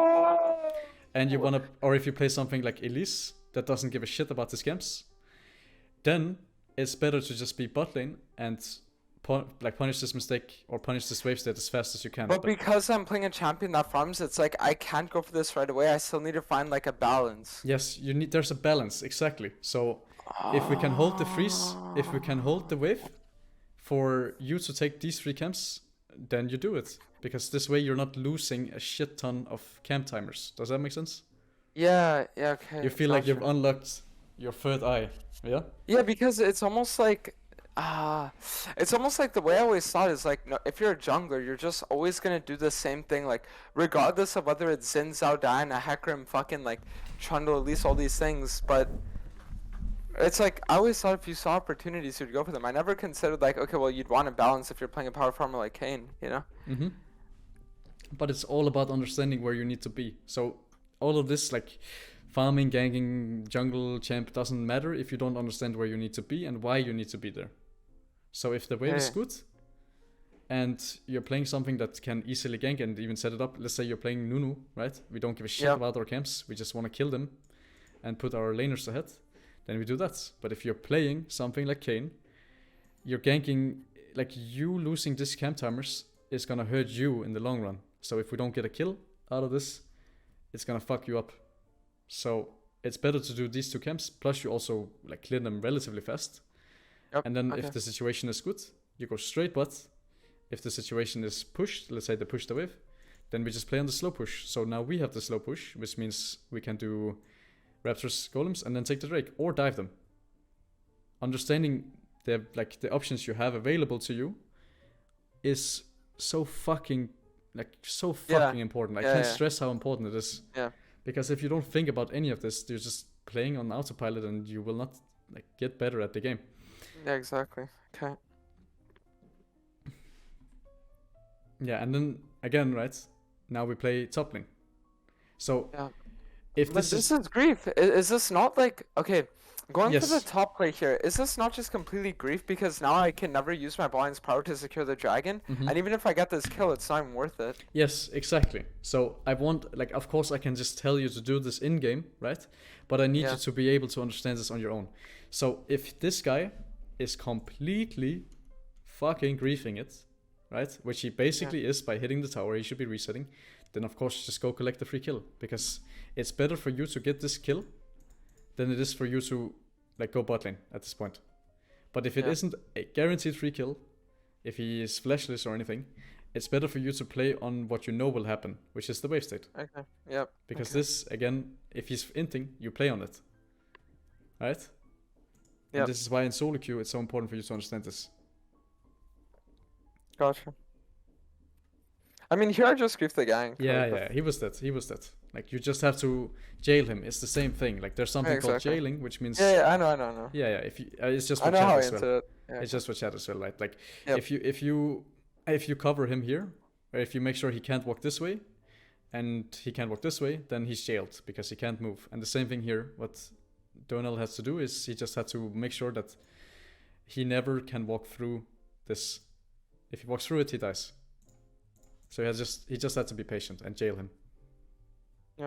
Right? Yeah, Because exactly. you're walking in circles. You're just 360ing it. When all you have to do is just walk in a straight line. If he walks this way, you jail him. So go here. He walks back. Go here, and then the places the play just plays out itself.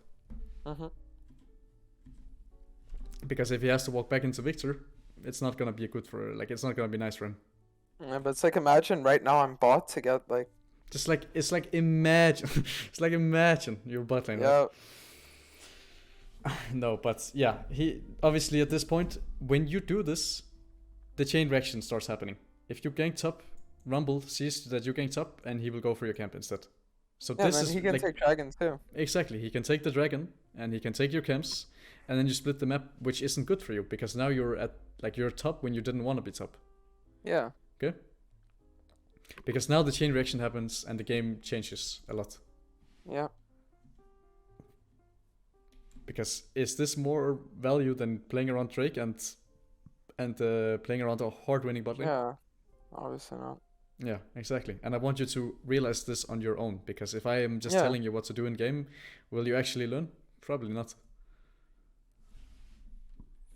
And again, this is also why you need to pick the right coach, because if you pick the wrong guy, he will tell you, oh man, this is good because you just killed him, right? And you burn his flesh, nice, good, well played, right? And there's only like 2 people that coach like publicly, which is me and Vega2, that will probably tell you that this is the bad play. There's other guys that I don't know. I'm not going to sit here and say that there are not like coaches that will tell you this is bad, but I don't know a lot of good coaches. That's all I'm saying. So pick them well. So you don't end up in a situation where you think that this is good. Yeah.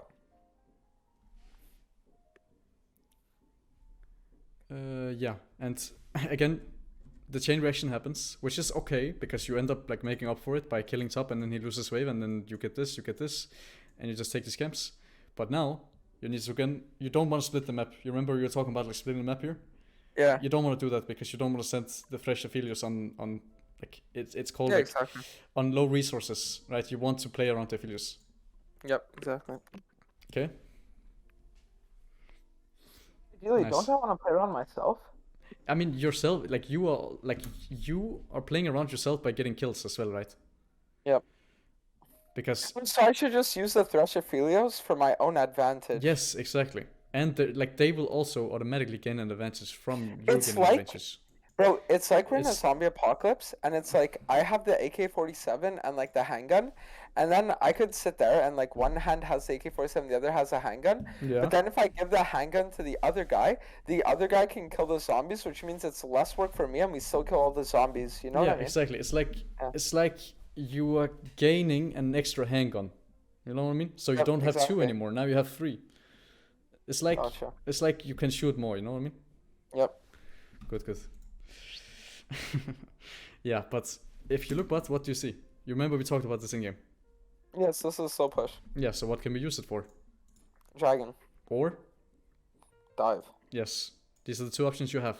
And if the dive isn't possible because they are defensive, what do? You just take the Drake. And you don't flip a shit dive that can lose you the entire game. Because if you die and your team dies, game is over, just FF. CP. Yep. Okay? And this is what you play for. So we skip the blue. Because if you do the blue, you're not here on the slow push and you're not going to be there for the Drake timer. Because then they, like the enemy team might have prio. In this specific spot, they can't have prio because the matchup is unplayable. But if it was playable. So there's timers and there's windows that you have to do certain stuff in the game. And if you don't understand these windows and timers, you're gonna fuck yourself and your team over. Gotcha. And this is good. Like you got the Drake and we played around what we knew was gonna happen. So how much time did you play ahead?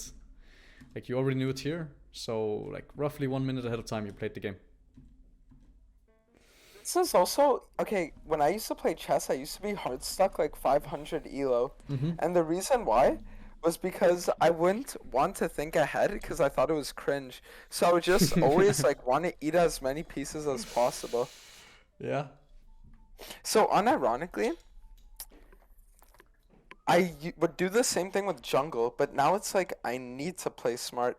You need to think. You need to unlock the inner demon, and the way you unlock the inner demon is by getting knowledge. And if you don't do that, you will stay hard stuck shit low. Yeah, exactly. Okay. So you finally learn how to play the game, and you were still challenger knowing only how to play Hecarim, imagine. Yeah. And yeah, now you just need to full clear because we can't really gank bot lane, and this is also good, by the way, even though you don't gain anything because your team is gaining something. Because if you move bot lane here, they have to give minions an XP. Yep. Make sense? Yeah. So even if you don't kill them, you still gain something. Okay, so now I just look for full clear. Yeah, you look for full clear, that's fine. Wait, what the fuck did I do? What? No, you were looking bot, and this is good. Like, why are you looking bot here? You could continue and you could go top and clear the camps, but why are you looking bot? Because it's frozen, okay. It's frozen and the enemy has to overextend. So, if you don't kill them, it's still fine, because they're losing a shit ton of XP and a shit ton of gold. Plus the wave is in a horrible spot, and they have to be careful of the cane all the time. But I guess the problem with that is, like, doesn't that just give my ball in an advantage rather than giving me an advantage? Yes, it does, but like League is like a relationship, right? Yeah, but I have trust issues, that's the problem. Yeah, but you need to regain this trust again. I know you might have trust issues, but if you just play completely selfish every single game, and you don't give a shit about the rest of the team, like the members, like the partners in your relationship, it's gonna become a very toxic relationship. You know what I mean? Yeah, but even then, it's like, would I not have, like, imagine I got mechanically good, right, on my optics. That doesn't mean shit. If you're mechanically good, nothing will change it. But like you have to just before you continue, you have to understand the opportunity, because if they overextend, you will slaughter both of them. You'll slaughter both of them.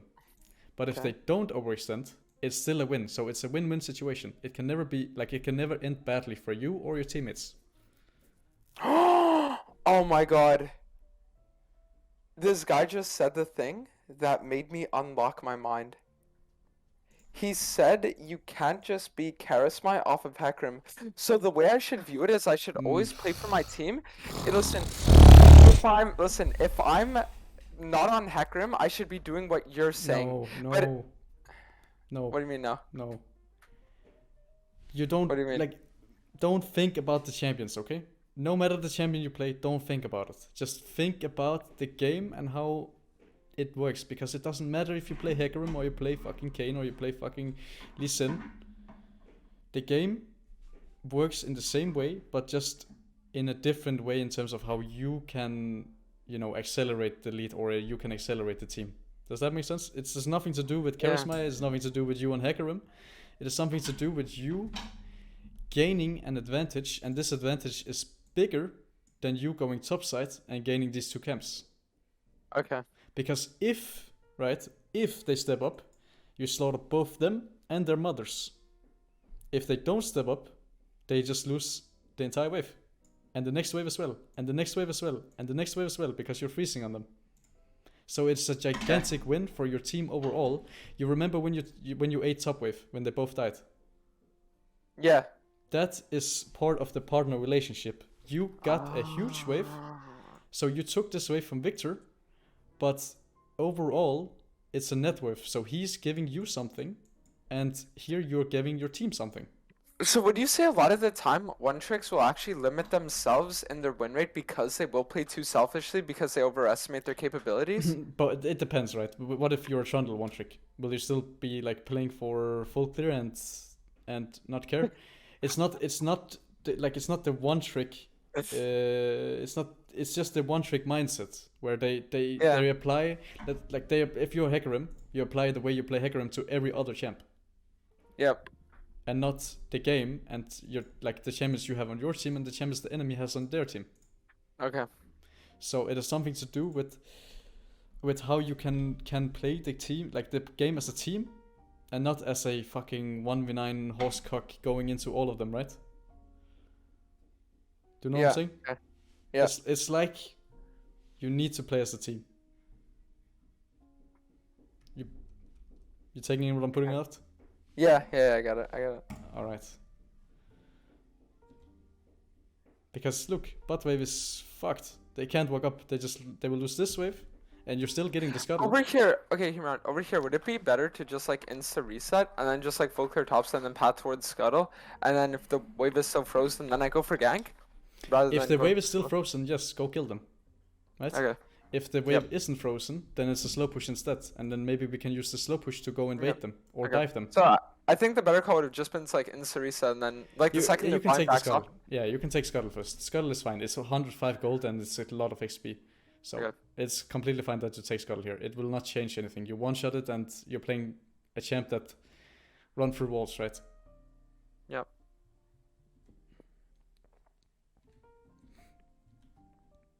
Yeah, and we don't care about the blue.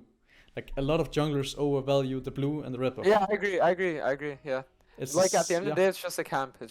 Yeah, and it's one of the worst camps. Why is it one of the worst camps? Because it spawns at 5, like every 5 minutes it spawns, right? But the smaller camps spawn at 250, or 215, I mean. So they spawn 2 times before this one spawns. Yep.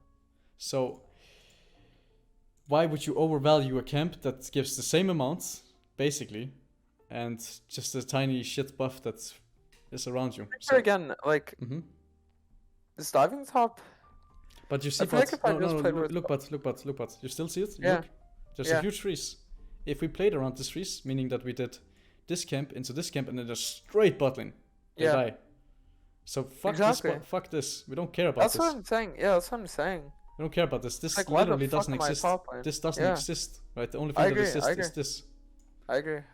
So again, like, this is the second time I grief by going topside. Yeah, it's the second time you don't understand like the wave states and understand the matchups and what you want to play around, because if there's a 3v3 bot lane, we can never lose it unless we unplug keyboard and lose our eyes. Yeah. Yep. I'm just playing around like what I see, not what should be seen. Exactly. Should be. Yeah, exactly. Yeah. Because look, but you could have been here, and the situation would just be like we win the entire game. You could easily have been here, because you would have done these 2 camps.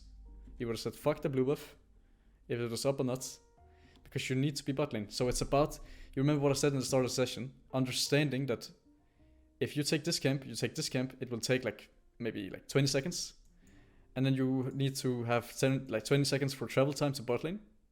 But these 40 seconds are okay because we're freezing on them and they can't break this freeze. But if you take 20 seconds to take the camp, 20 seconds to go top lane, 20 seconds to kill him, and then 20 seconds to go bot side, then it's 80 seconds, and the play will probably be over because they can't freeze it anymore. So it's about being at the right place at the right time and understanding that if you do something, a chain reaction will always take place. Yeah, exactly. Okay. Does that make sense? Yep. Very nice. Yeah, so here going for top lane just made no sense. Yeah, because bot lane are dead. It's like the thing you have to understand is that he will auto win, and if Rumble is here, that means bot lane can't play. If Rumble is here and you are here, there's a 3v3, and they can't win. Yep. So it's a win-win situation. And I don't care about being right. I care about you understanding this. Right? No, so, I do. Because these are all concepts that were like broached to me in the past, but like I had never had an example that showed me why. You know what I mean? Yeah, I know what you mean. You just like get it in of one ear and then lose it on the other ear. Yeah, exactly. Because bot lane can't win if you are there. Even if Trist is there, honestly, I still think you win. But yeah, Xian should obviously be moving as well. But that doesn't matter. What matters is that you understand what to play for and why, and how you need to play for it. Because yeah, I mean, you can kill him, but he's already gonna lose out hard because he can't play the game. Gotcha. Nice. Good.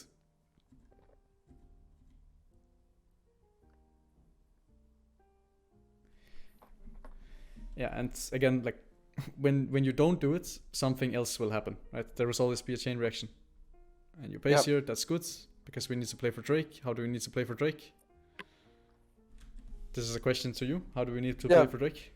By setting up like bot wave state for it. Yeah, exactly. When bot wave is good, we play around it in terms of like we can move with them. So we link up. You take this camp, that's fine, and then you link up. When they're done with the wave, you link up. Yep. You hold hands like a partnership. You know what I mean? Mm-hmm. Good, and then we go clear all the vision, and then we take the Drake, or we kill them because we play vision denial, which means if they walk in, they can't, because there's no vision for them. We already swept it, and we have full control over the jungle, and the Drake pit. So we shouldn't be walking top, but of course, you see how we have no vision, we didn't link up with our team, and we didn't use the prio they have, so now they just walk in like for free. They just walk in for free, and they start the Drake. Mm-hmm. They just walk in for free, start the Drake, and now we have to flip it because we didn't link up and we didn't. Wait, hold on. Go back. So what I should have done there is I just should have went Krugs into shove in bot, right? Yes, you go Krugs. You don't even have to shove bot. They will do that on their own. You go Krugs here, then you go sit here. When they're done with the wave, they link up with you, and then we play for the Drake. Gotcha. We play ward here, and then they can never walk in because we have full vision, and if they walk in, we just took them. Alright, perfect. Gotcha. Perfect. Because we're leaving bot lane and we didn't gain anything. We didn't get any information or anything. And yeah, now you have to flip the Drake, right? Why the fuck do we have to flip the Drake when you're so far ahead? And yeah, of course, I can talk about the mechanical shit in terms of like you're just standing in the rumble ult for the entirety of it. But that doesn't matter because like mechanical shit you can learn on your own. Yeah, exactly. Once I have the game understanding, it's like the mechanics will come after. Yeah, you can, like, the thing is, the more you learn, like, every single time you pick a new champ that you don't know how to play, you have to focus on the champ and not the game, right? And that is a problem. Because if you play Hecarim, you know the champion like your own fucking, I don't know, like, your own hand, right? So you can focus on the game more. So if you were to play, like, 300 Hecarim games now, and I taught you everything that I can teach you about the game to some extent, then you can focus more on improving at the game and not just, fucking like playing the champ. Because it's not about playing the champ, it's about learning the game. Yeah, exactly.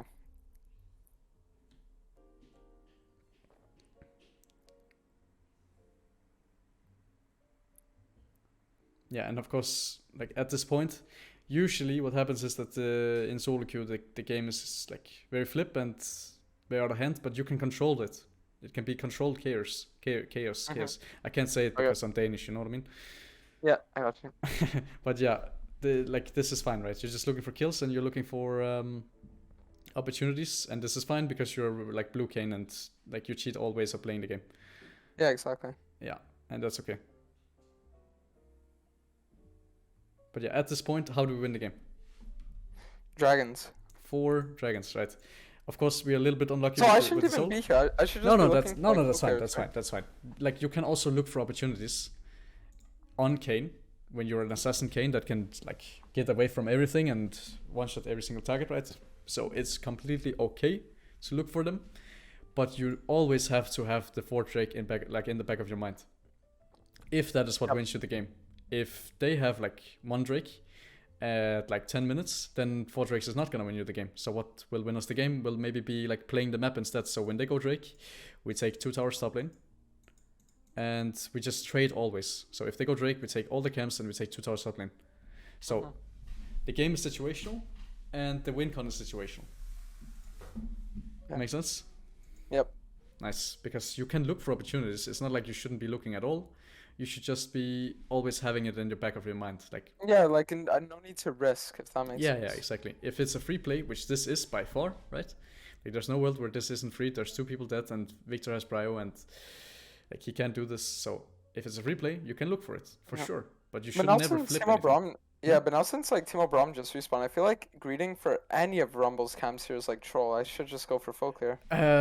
Yes, to some extent, but also like, look, Timo, he spawns here, which means it takes him like 27 seconds to get to lane. You have time to take this, and you also have time to take this.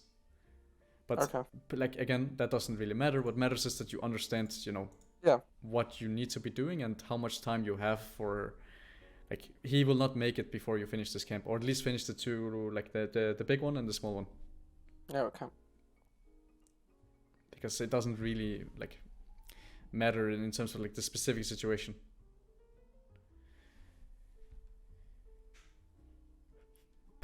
But yeah, being aware of a lot of things and not just like focusing on this one kill, right? Because in your mind right now, all you think about is kills. You don't think about, you know, when does he spawn and how much time do I have and what is my win condition and what do I need to play for. Right? That's not what you think about right now. Right now, your brain is just all locked in on the kills. That's how you think you win the game, but that's not how you win the game. Yeah, exactly. Okay? Nice. I feel like that's one of the reasons why so many Rengar mains will have like really low win rates even when they get high kill count. Yeah, just because they're just always looking for kills. There's a lot of, like, it's not only Rengar players, it's just solo queued players in general. Like, they think you win the game by killing people and not by playing the map. When some games, yeah, you can win by killing, but there has to be some control to the chaos. And yeah, now how we win the game is just full clear and repeat. Make sure you're like 8-9 CS per minute, and then when the Drake spawns, you're on it. Like before the Drake spawns. So 0-50. You want to be out of the. You want to be like. You want to be on the mid wave, and then you push the mid wave. You have prio, and now we gain all the mid, like all the wards and all that. Alright. And then on next mid wave, we push in, and then we start to Drake.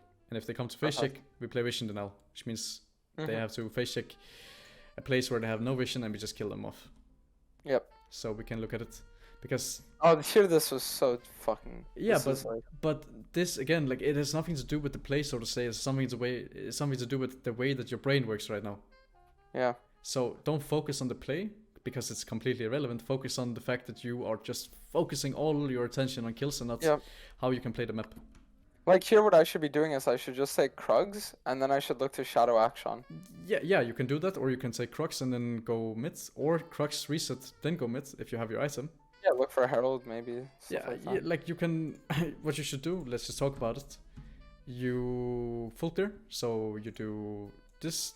Full clear into reset and then Herald? I feel like that would probably be best. Reset, one straight to Herald, go mid, push, get full vision around the objective, and then we just play third Drake. And if and then we can Herald bot after for like outer and inner. Yeah. You have a lot of opportunities and a lot of things that you can do, but you just have to understand these things. Okay. Because this play doesn't really matter, but the fact that you are here is what matters. Yeah. Because you shouldn't be here. Of course you can play it better and stuff like that, but why would you need to play it better when you have a free win in your hand? Yeah, exactly. Like, you could legit fucking close your eyes and still win if we play around it correctly. Yeah, exactly. No, you're right. Nice. Because now, like, they got a lot of gold, and that might swing the fight. You know what I mean? They got gold they shouldn't have, and then maybe he finished the second item, and maybe the second item is the reason they win the fight. So we should not give them more gold than necessary, and we should just stay ahead. And then when we fight, you just you put the W up in their ass, and then you kill them. Yep. Because what do we need to do? Akshan dies. Of course, the situation changes a bit. But yeah, we want to avoid this, right? We want to avoid the situation where you have to like flip the Drake and you have to try and smite it away from them when we are ahead. But this is all a chain reaction, and now like the rest of the game is it's almost like because my bad decision making, I make things up to skill, but it's like it should never be up to skill, it should just be up to decision making. If you are better than them mechanically and you have a bigger brain than them and you understand the game better, how enemy win? Tell me. Yeah, exactly. Can't win. Then can you explain to me how do players like how do rank 1 level players not have just like these 75% win rates then? I mean, the thing you have to understand is that the game is played as a 5-man unit, right? So very, very rarely does 1v9. Okay. There always has to be some sort of assistance, and you can't, even if you game let's say you're a mid laner and you play lane perfectly, but the team doesn't understand how to play around you, then like there's only so much that you can do. Does that make sense? Yep. Because like win rates, you shouldn't think about that. Like it's not that important. Like winning the games and like getting elo and getting high fucking like challenger or whatever, that will come with knowing the game. With skill, yeah, exactly. So but if you're but if you're a one trick, you can get it without knowing the game and just knowing your champion, because you're so fucking good at the champion that you can do stuff that others might not be able to. Yep, exactly. And that's usually how one tricks get high elo. It's not because they're good at the game, they're just so fucking good at the champion, and solo queue is not, how do you say it, like a controlled environment, so they can do stuff that they wouldn't be able to do in like a competitive game. Make sense? Yep, I understand, yep. Nice.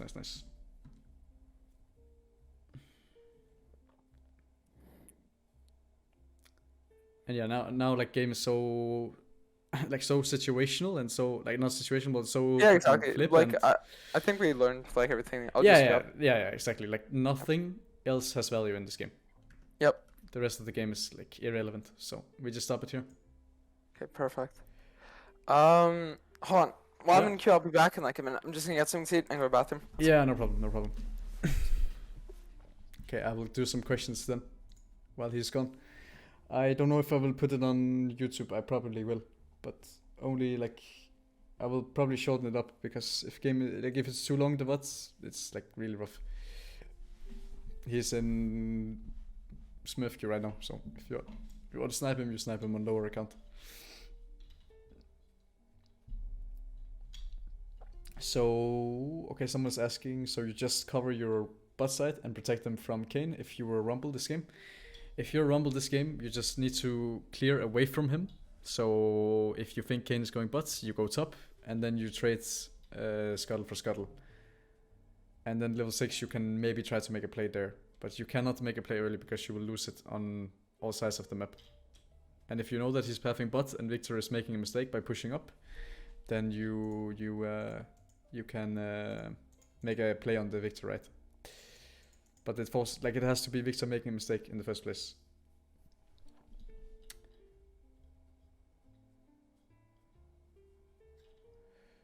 About the blue skip, I don't know if Malice would ever do that. I mean, it depends. Like also, you shouldn't look at Malice as the god of junglers, by the way. Like he also makes a lot of mistakes in terms of understanding how lanes work and what he needs to do for lanes. But he understands it way better than the average full clear jungler, and that's why he has a shit ton of success in Academy right now.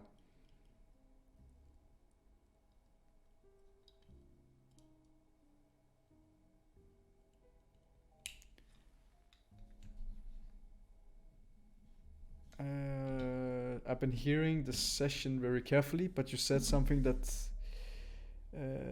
kind of seems contradictory to me. You said that OTPs get so good at the game that they just get away with things they couldn't be allowed, but you also said they can focus more on game knowledge instead of mechanics. Yeah, I understand what you mean, and that is also true.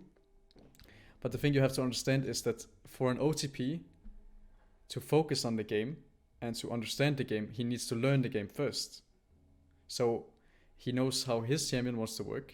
He knows how he can get ahead and how he can play the game to carry the game, but he doesn't know how the game works most of the time. Some OTPs does, by the way. I'm not saying that like all OTPs does. Some do, others don't.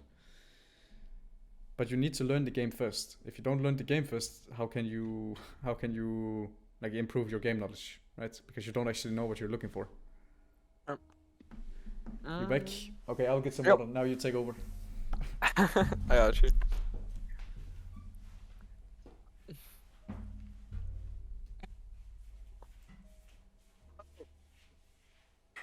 Think of situational, but what champs playstyle do you think lets you create more situations in low elo?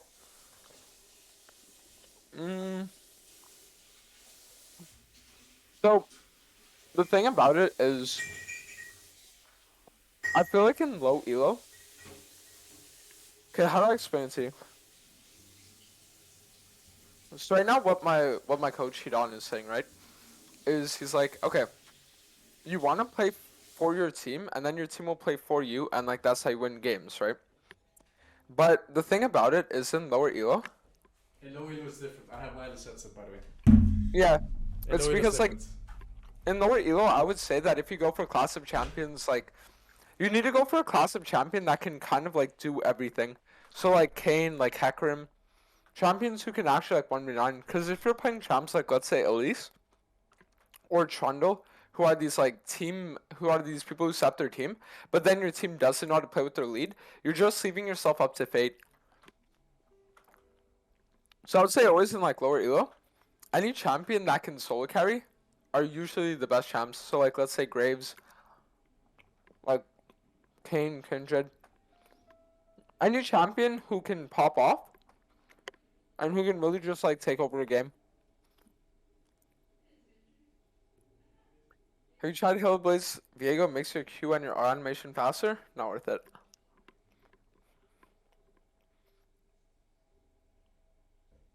There's a problem with a lot of people, I'll explain it to you, is they don't understand that Viego isn't an auto attacker. So what does that mean? If you look at Viego's kit, he doesn't actually benefit from building attack speed or attacking faster ever. The only thing he has is a double auto passive, but even that is based off like your cooldowns, right? So that's why I personally don't like Blade of the Ruined King or like any of these like more attack speed oriented builds, because I don't feel like that is what the champion is supposed to be. Whereas if you go like Eclipse into like Essence Saber, Lord Dom's Infinity Edge, you never have attack speed, but you never need attack speed because you just kill them on your full combo anyways.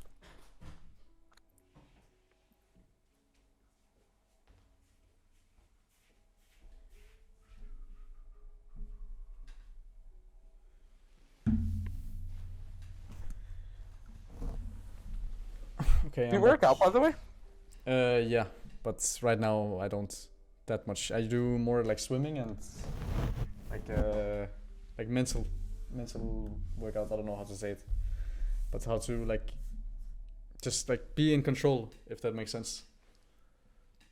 Okay. But I do work out, not that much though. Oh, sure. It's like 2 times a week, gym, just to like stay healthy. You know what I mean? Yeah, exactly. Like it's really nice. I did used to work out like really intensively. And how come you kind of like step back? I don't know. It just it felt very like, you know, it's just like there's no winning, in terms of like, yes, you can hit goals all the time, but like I don't. Your goals will only ever get bigger. Yeah, exactly. Oh. Like there's no winning. I just wanna. I don't want to be like fucking big or anything. I just want to be healthy. You know what I mean? I have seen you did like a little bit of like gym stuff. But Yeah, because that's a yeah. For me, it's more like just be healthy and mentally like well. Because if I'm mentally unstable, I feel really fucking bad. Obviously. But yeah, what did you want to say?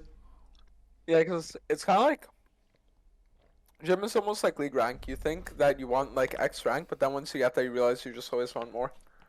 Yeah. Exactly. Like if you get 1k, you want rank 1. Yep, exactly. What happens after you get rank 1? Maybe you want to go pro.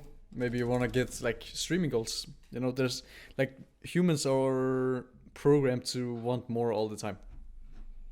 Yeah. So you're never satisfied, I guess. But it's important that you also like are happy with what you have. Like for example, you are like relatively big streamer, and you should appreciate that. But of course, it's also healthy to like always want more and but never forget like how good the situation is. If that makes sense. Yeah, I got that. What are you thinking this game? Can you press on the junglers? Diana, Viego. I feel like either Diana or Viego because I want to go in Ringer. Definitely don't go Ringer. Let's try Diana. Let's try it. It's not the best here, but like they have a shit ton of dashes, but it's okay. Let's try it. Why not? My Diana's actually like really solid, by the way. And this is the same thing in terms of like Conqueror and Inspiration. The thing is with Diana, you want flash up more often, right? But if they already have to come into you, which means like they have no dashes, they have no blinks, and they just want to fight in your face, then you don't need the flash. But in this game, you need the flash. So you don't want to go conditioning and revitalize or go for unflinching. Does it make sense? Like you always have to like view the options you have available to you and then think like, what's good? In this game, okay, they have a shit ton of dashes and they have stun and shit like that, so you want flash. I was also talking to RJS, and he was saying that the other good thing about going like for magical footwear is that if you take Legend Tenacity and you go magical footwear, it's almost like you have a like a merc treads for free. Yeah, basically, to some extent. Yeah. But I mean, that shouldn't be the reason you do it, right? The reason you do it is for the cosmic insight. The footwear is it's the best option, but you could also go futures market. But it's not really true. Like the mercs, it's just like a bit XD. Because what if you have tier 1 boots and you have tenacity? Do you also have mercs then? Like, I mean, almost. The point he's trying to make is just, you know, you have the full movement speed. Or not the full movement speed, but you have the movement speed and you also have the tenacity. Yeah, exactly. Like, you shouldn't look at it like that. Like RGS also has some very interesting, let me just say it like that, like stuff to say. So be critical of what you hear and then think for yourself. Like always critical. Yep. I was talking to him. I'm just curious, like, so like his approach for jungle as well. Like one thing he does is he says for him, he always tries to look for power spike, and then after power spike, look for a fight. So it's like whether that be a level power spike or an item power spike, and then once you get that power spike, you just always like look to push the advantage with what you're doing. And I feel like that's a good approach to have on champions like Viego, but not necessarily on champions like Hecarim, right? Yeah, I mean, again, right, like this way of thinking that he's thinking right now, it's it's okay. But like it's so big, right? It's so big, like what he's saying. It's more important that you can like use the understanding that you gain from me, for example, and then you can put that into use to the specific situation you're put in. Okay, gotcha. So you shouldn't, again, don't listen to people without thinking for yourself, because that will fuck you up. Yeah, true. Like always critical thinking. Critical thought process is your best friend.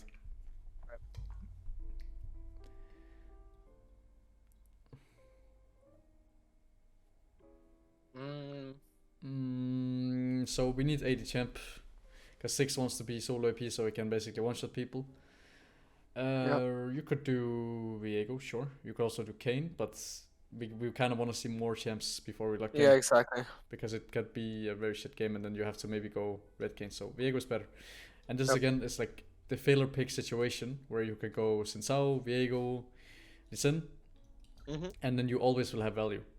Because your ult on Lee Sin is really not on. I mean, on Xin Zhao is really fucking OP, and you can always gank, you can always carry, you can always, like you can full clear if you have to, and be more of a carry. But the filler pick situation is just like, what can you do when you need to do it, basically. Yep.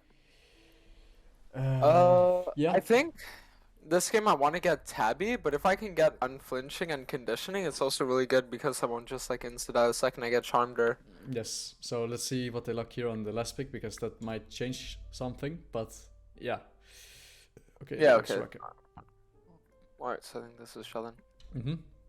Yeah, that's good. But what I've seen, doesn't like closer never go inspiration on Viego? That is the thing, right? What you have to understand is that being a pro player does not mean that you automatically do the right thing. Okay. Because 99% of pro games, people like build incorrectly, for example. So because he's a pro player, does that mean it's correct? Okay, I gotcha. Let's always be critical and think for yourself because in this game you want tabbies, but you also want tenacity. How can you get that? Well, there's a fucking room for that, right? So being a pro player does not mean that you are right. It just means that they might be extremely like they might be really good at like the game, but whatever. Let's focus. We can talk about that after. Go. Yeah, exactly. Right. So I feel like Ziggs gets early prio, but then I like level 3. Arya has kill pressure on him. So like this lane is like kind of dead. What I mean by that is like dead lane, so nothing really can happen unless 6 is trolling, because 6 can like farm waves from 2 screens. Yeah, exactly. Auri should have prio until 6 gets lost chapter, but we don't care about mid lane. Mid lane is irrelevant. You just have to be aware of him like moving, Auri moving. 6 doesn't want to move, you don't want to play around 6, and Auri does not want to, or like can move and wants to fight. Okay, go on. I feel like our top lane is kind of like an even matchup. Maybe slightly winning for us since he has Ignite, and we hard win 2v2 as well. You hard wins up, like this is counter matchup, like Renekton wins versus Set, because he can, like with W, he stops his shield. Like if like Set has like full crit, or whatever it's called, right, with his passive, and he uses W, and Renekton uses W, he nullifies the shield, and then he just blows him up. So you hard win 2v2 top, and then I feel like our ball shoves in early. Yeah. So that's why I want to go for like early invade here. That's good. Just so we can get vision on their blue. That way I can see where she starts, and I want to path like bot to top. You can also like very easily late invade top side here. Because you have Ignite, and if you can split the map to top, Set cannot play the game. And yeah, you can gank bot lane if it's perfect, but they have like super... Okay, so if I reset for super here, no, you can't lane invade. You can't lane invade anymore. If you are to lane invade, no, you won't make it. Okay. So it's better to just start top. But my bad. Top bot? Yeah. Because top lane has prio and you win 2v2.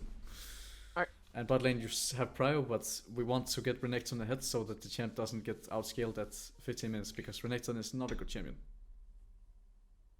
But yeah, you can go bot on second clear if it's good, or you can just do full clear and then like opt into taking like bot side scuttle, and then we just play bot. But yeah, he's starting top side, and you see if we late invaded here, for example, like we would just auto win the game, because you hard win level 1, and like Eve is not a champion level 1.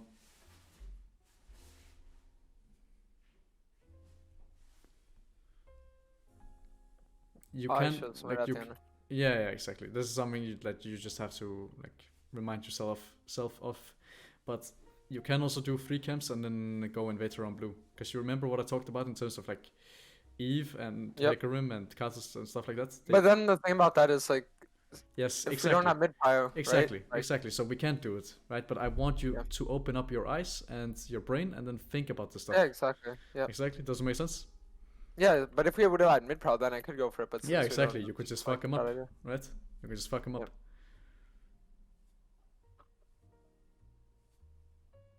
Yeah, and now we want to look top with and see what we can do. So there's a bounce back. You can tell him that he needs to let the wave bounce, but if you don't want to type it, that's fine.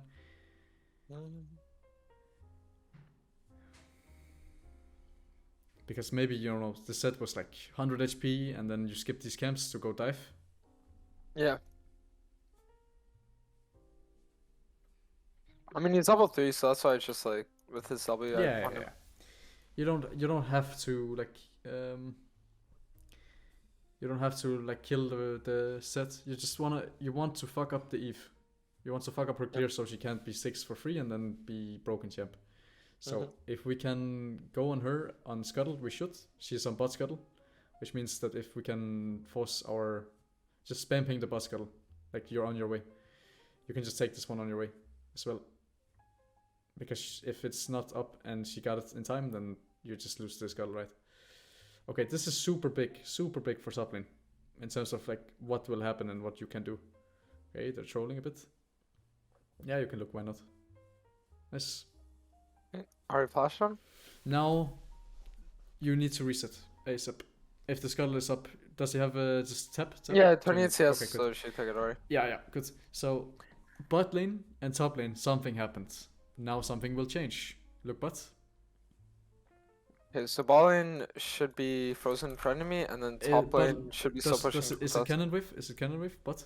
It's cannon wave. Oh, okay, so it's gonna be slow pushing. Yeah, it's slow pushing to you. So so I'm no flash, no exhaust, so what I can actually do is I can go Krugs into bot gank. Yeah, if they don't ward. If they ward, you can do Krugs into Raptors and then bot gank, but preferably we do Krugs. So that you don't have because to if walk I do around. Krugs into bot gank and then bot gank goes well, then I can also look for the dragon as well in 40 seconds. I mean, maybe, but it's better for you to like stay ahead, and because if you take the Drake, it will fuck your like lead, and he will maybe get 6 on your 5, and then he can make a play. So that depends. But yes, you can spam ping bot. If they are pushing the wave, it's not that good, but it doesn't look so. Just flash on the Eve, not on the Eve, but on the MF if it's good. Okay, but they're kind of trolling the they troll the wave. Yeah, so we just go to our Raptors. You can also look for invade, but none of the camps should be up. But yeah, again, this is like, do you understand? Like in terms of like what should happen, and then you need to react to what is actually happening. Yeah, exactly. Yeah. Because people do like wrong shit, and then you have to adapt to it. Well, since enemy mid laner has no flash and looks like, I feel like Ziggs is gonna shove in, so maybe I should actually look for an invade on Evelyn on her bot side since my bot pro. You can. Just pop 1 potion because you're going to invade and you're going to fight. Oh, there she is, and she's ganking level 5. This is free win. If she doesn't troll, she does. Pain. Okay. Maybe I just look for mid gank then. If he's level 6, you can't gank, but if he's level 5, then you can easily kill him. If he gets 6 off the scan, okay, it does. Then you just clear. Just take your topside camps.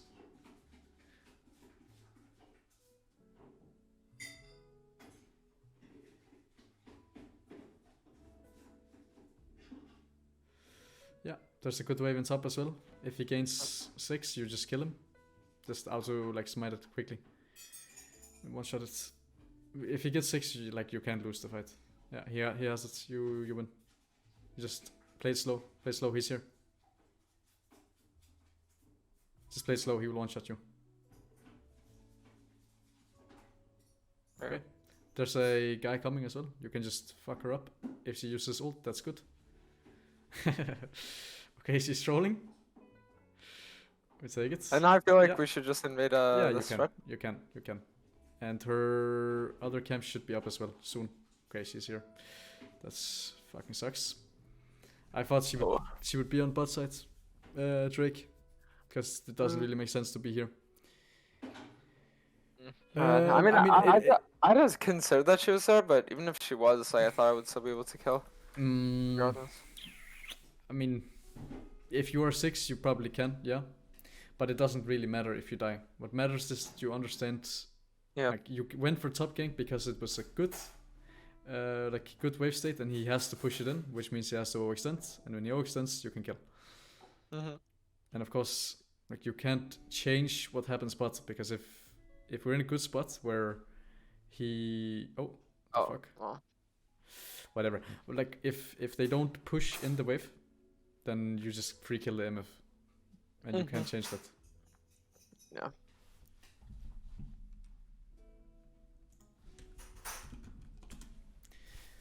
Yeah, of course, like this is obviously really, really bad, but like it's solo queue, you can always come back. And he has no ult, so if we can make a play on him when he has no ult, that's good. Exactly.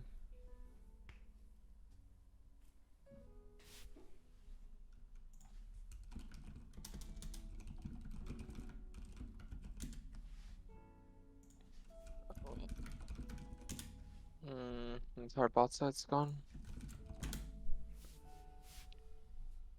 I feel like since Blind has just been consistently trolling this game, it's best for me to just play around top and mid. Yeah, but again, like top lane is very hard to play for. Yeah. Very hard to play for because he just wants to scale and he doesn't really give you any value. And like RE is so safe, such a safe champion. But yeah, your Renekton is super fucking strong and super fucking fed, so we can play around him. But it's hard for him to carry the game because his champion is hard to it's hard for him to reach the Ari and the MF and the Soraka for that case. But if he's extremely fed, of course he can.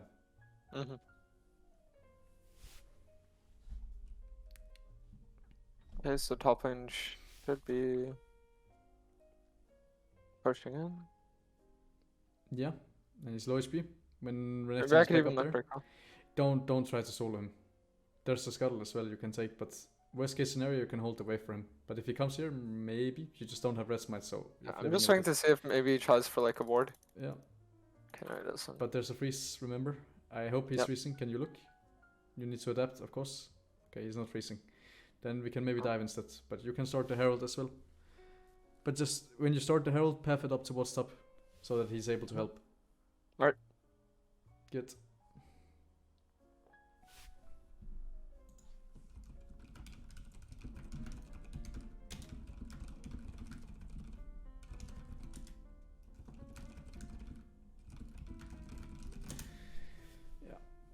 Okay, good. Ping them off.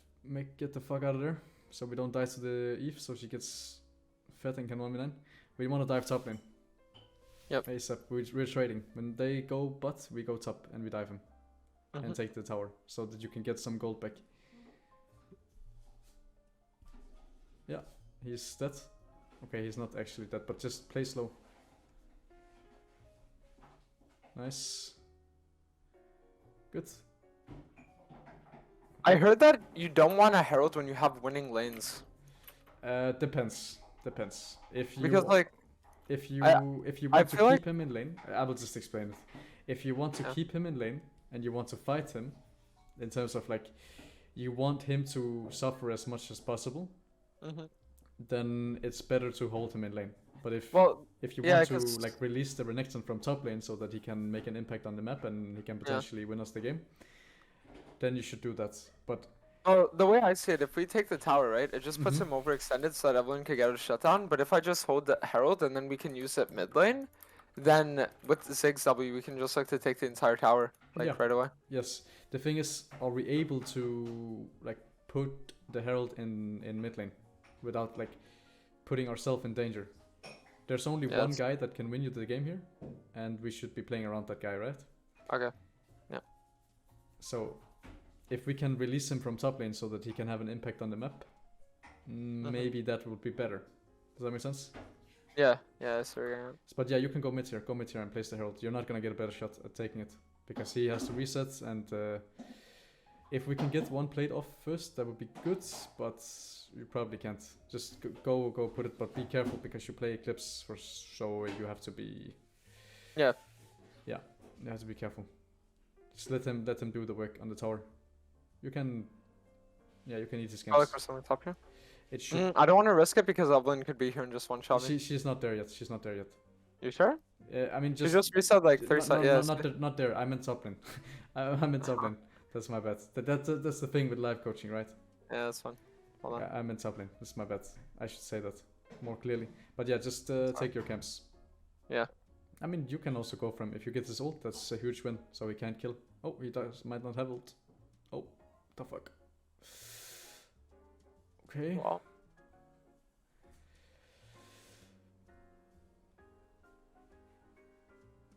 I mean, you can still very easily win the game. It's just who got the kill on the Evelyn did. Yeah, it's all up to Evelyn to win the game, and she can. It's just very hard, right? But yeah, you get why I don't do live coaching that often, because if I say that, you can misunderstand what I mean. I have to be extremely clear, and I have to make sure that I don't like make a chance for like a mistake. So it's my bad for not being clear. No, it's okay. Not about it. You can look mid again. If we can take his ult, that's good, but he doesn't have ult because he killed Renekton, so we can punish the no ult. You just have to slow him with ult, and then he should die. Yeah, you can kill him. Okay, he has ult again. Broken champ. I mean, it's fine. No ult means that he can't do anything. Just do raptors. Yep. Pink ward the entrance here so that he can't walk past. Yeah, that's fine. There she is. He's dead. Oh, okay. Okay. Not bad, not bad. 1v9 player. I mean, this is huge. He lost Dark Seal stacks and Yeah. he can't go insta meta. I mean, he can, but it's not as high value. But yeah, Okay, hold on. you see the pink ward just auto won it. Yep, you're right. No. Maybe I could even look for a bot you opportunity can. If they walk up, but they have to make a mistake. If they walk up, you can. If they don't walk up, you can't. Yeah, I mean, if he starts the... Like, he can't do this. He's on the scuttle. He can't do that. That is your scuttle. Yeah, you can go. Maybe Eve is there, but... Yeah. Nice. Just be careful of Eve now. If we give her like 2 kills here, she will 1v9. That's fine. Just leave. It's okay. Yep. I'll give a scuttle and then I'll just take Remember, you have gigantic fat base, so we need to take that. Yep, I just want to like take Krugs and then reset after. Is it even worth me going Tabby this game? Like, I know I said we wanted to, but it's like, yeah. No. The only guy that can, like, you should just go tier 1 boots and then go Hexdrinker, honestly. Okay, gotcha. Because you already have, like, a lot of tenacity, so there's no point. Mm-hmm.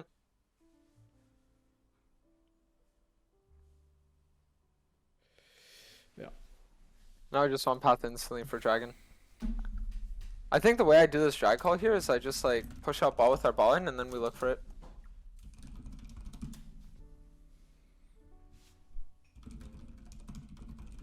Yeah, cry. Thanks for the 6 months. Appreciate that. Alright. That's what you can do. Mm-hmm. Eve might come, so just force this fight. It's good. It's really, really good. Eve again might come, but you should win. Just care about the Soraka form because she will one-tap you. Yeah, no. That's why I want to get it reverse as soon as possible. Yeah. We also have... Does she like check her build quickly? Okay, so there's no pen, so she can't like ace a one-shot you.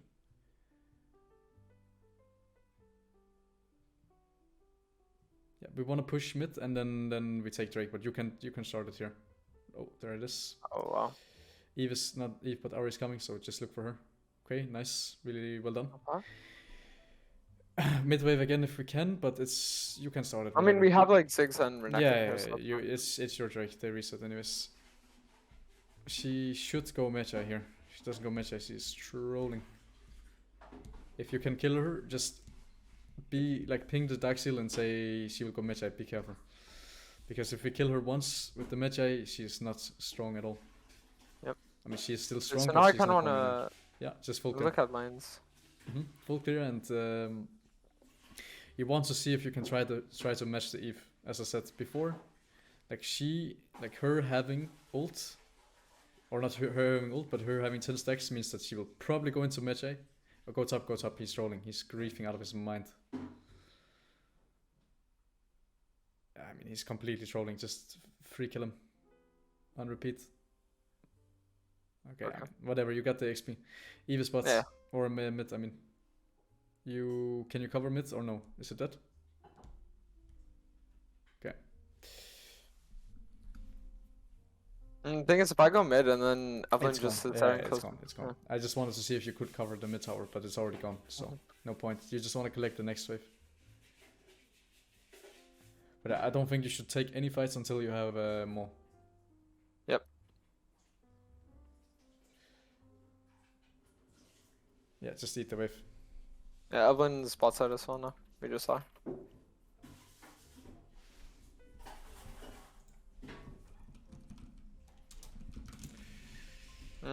Maybe I should just like to counter the bot play. I mean, it's kind of too late. It's better for It's you to existing, trade, it's but you existing. can go. Why not? Why not? But it's better to you, like better for you that you trade. How to So trade Herald? exactly, we trade Herald and then maybe Yeah. even mid tower. Because we're not in a spot where we're like able to contest like what they're making because they're first on the Yeah, play. you're right. You know, so like just listen very carefully. If they are first on the play, it is very very hard for you to match the play. So what we should do Okay. instead, if you can get this mid tower, it's huge. But if we can trade and we can like get the gold that they got on their side of the map and we can do the same on the other side, it's an even trade, right? Does he have Yeah. match A? Can you check? Nope. Okay, he doesn't care.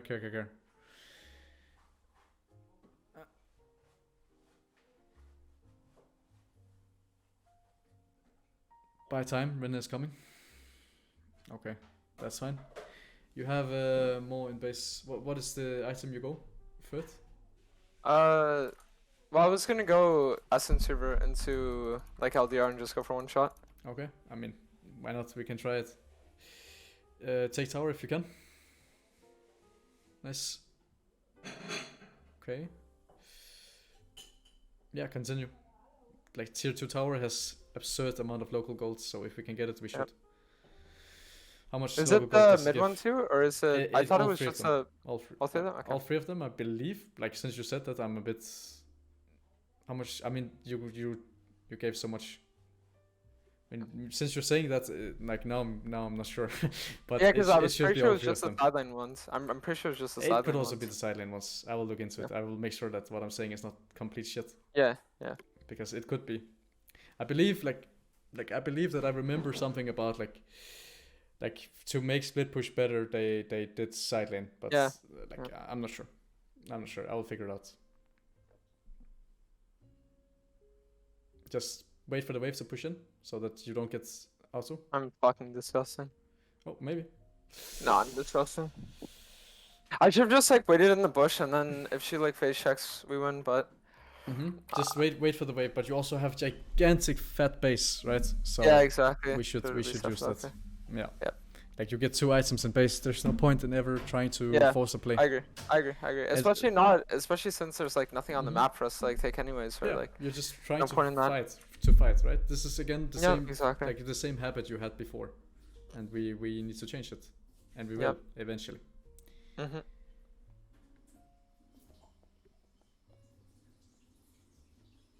Yeah, and this is what I mean by Renekton being a dog shit champion, right? He's so fucking fat, but he gets guided by basically all of them.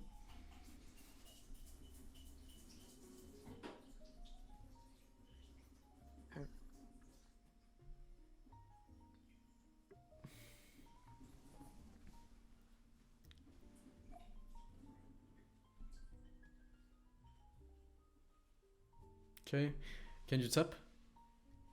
Okay, I mean Drake isn't. I think we just look for Giant. Yeah, Drake isn't really like the win con, so we don't want to throw the entire game over it. But if we can fight it, we should. Does he have TP? He doesn't, and he's the strongest member on your team, so we shouldn't be fighting. If they are on it, we give it. Because like it's 4 versus 5, and he is the strongest member on your team. So just push out mid instead. It's the same thing. Like instead of just looking at them, take it. We should gain something on the other side. Yeah, so if we push on it, then we can look for like yeah, Baron exactly. Vision. Like we can look for Baron Vision, we can look for his cams. Like we just want to trade. We don't want to look at them because what is the point of looking at them? No. Yep. There's no point in that. So just eat the other camp as well. They're both up. You might as well. So how strong are you right now? I mean, he shouldn't kill you. You have. Maybe I'm wrong. Okay, I mean, you actually could go toe to toe with him, but I don't know the skills, so I don't know how strong you are in terms of. Like, yeah, I mean, with the Eclipse Shield, fights. like it actually helps a lot. Yeah, I mean, you have Eclipse and you have more, so I would think that you could If it maybe wasn't kill for him. if it wasn't for the fucking MF coming in and like 2-tapping me, then. But I mean, what you just have to understand again here is that because we were looking at them, we can't get all of it. Does that make sense? Yeah, but we could have been able to get a lot more. Yeah, we could have gotten his camps, we could have pushed in top, and they would lose top wave, and we could have pushed in mid, so they lose mid wave, and then we got Baron Vision as well, so it's a fine trade-off, and then we play on that vision. Because there's never a point of looking at the enemy if there's no point of looking at them. Like if you're looking at them to wait for them to like take the Baron or something and then you kill them, or you wait for them to take Drake and then you kill them, because you can win after when they try to run out. Yeah. But if you're just looking at them to look at them, then it's always better to trade. Which means if they go Drake, we take mids, we take top, we take the camps, they lose this, and then we might even have traded up in that case. Because the Drake, second Drake doesn't mean shit, right? Yeah, exactly.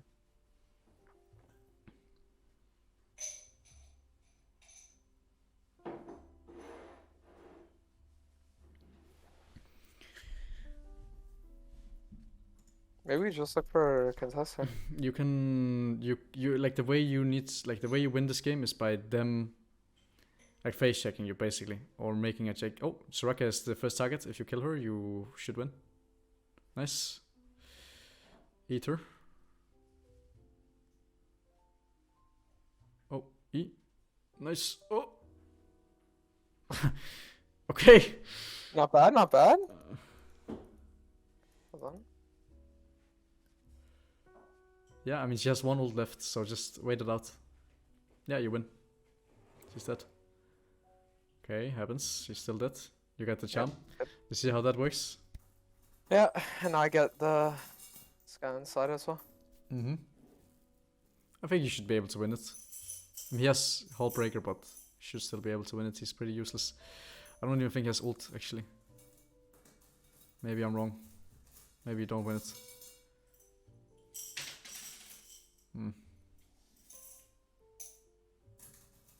He has no shield, so you should win now. Okay. Nice. Yeah, I guess he wins, right? He's so strong in the 1v1 against you. Because your build is not built for him. You don't really care about him. Yeah, exactly. Yeah. You built to teamfights and you built to one shot. Okay, what should I get next time? You should I mean, you should probably get GA, honestly. You think? I was thinking of just like still committing for like the full crit, like going LDR. What did you say? Oh, LDR? Yeah, LDR into IE, and I can literally like 2-tap anybody. I don't think that you get a lot of LDR value here. The only one you get really value from is probably the set. You can try it if you want to. I'm not really here to teach you about builds right now. That's something we can do another time. Yeah. I want to show you how to play the game first. Yep. Yeah, maybe going J is the right call, honestly. Because the thing is, if you win one fight, you should win the game through that. Yeah. From my point of view. So if you can go a little bit harder with GA, we should do that. Okay. Team. For us to win, by the way, we need to kill Soraka first. Anything else is not good.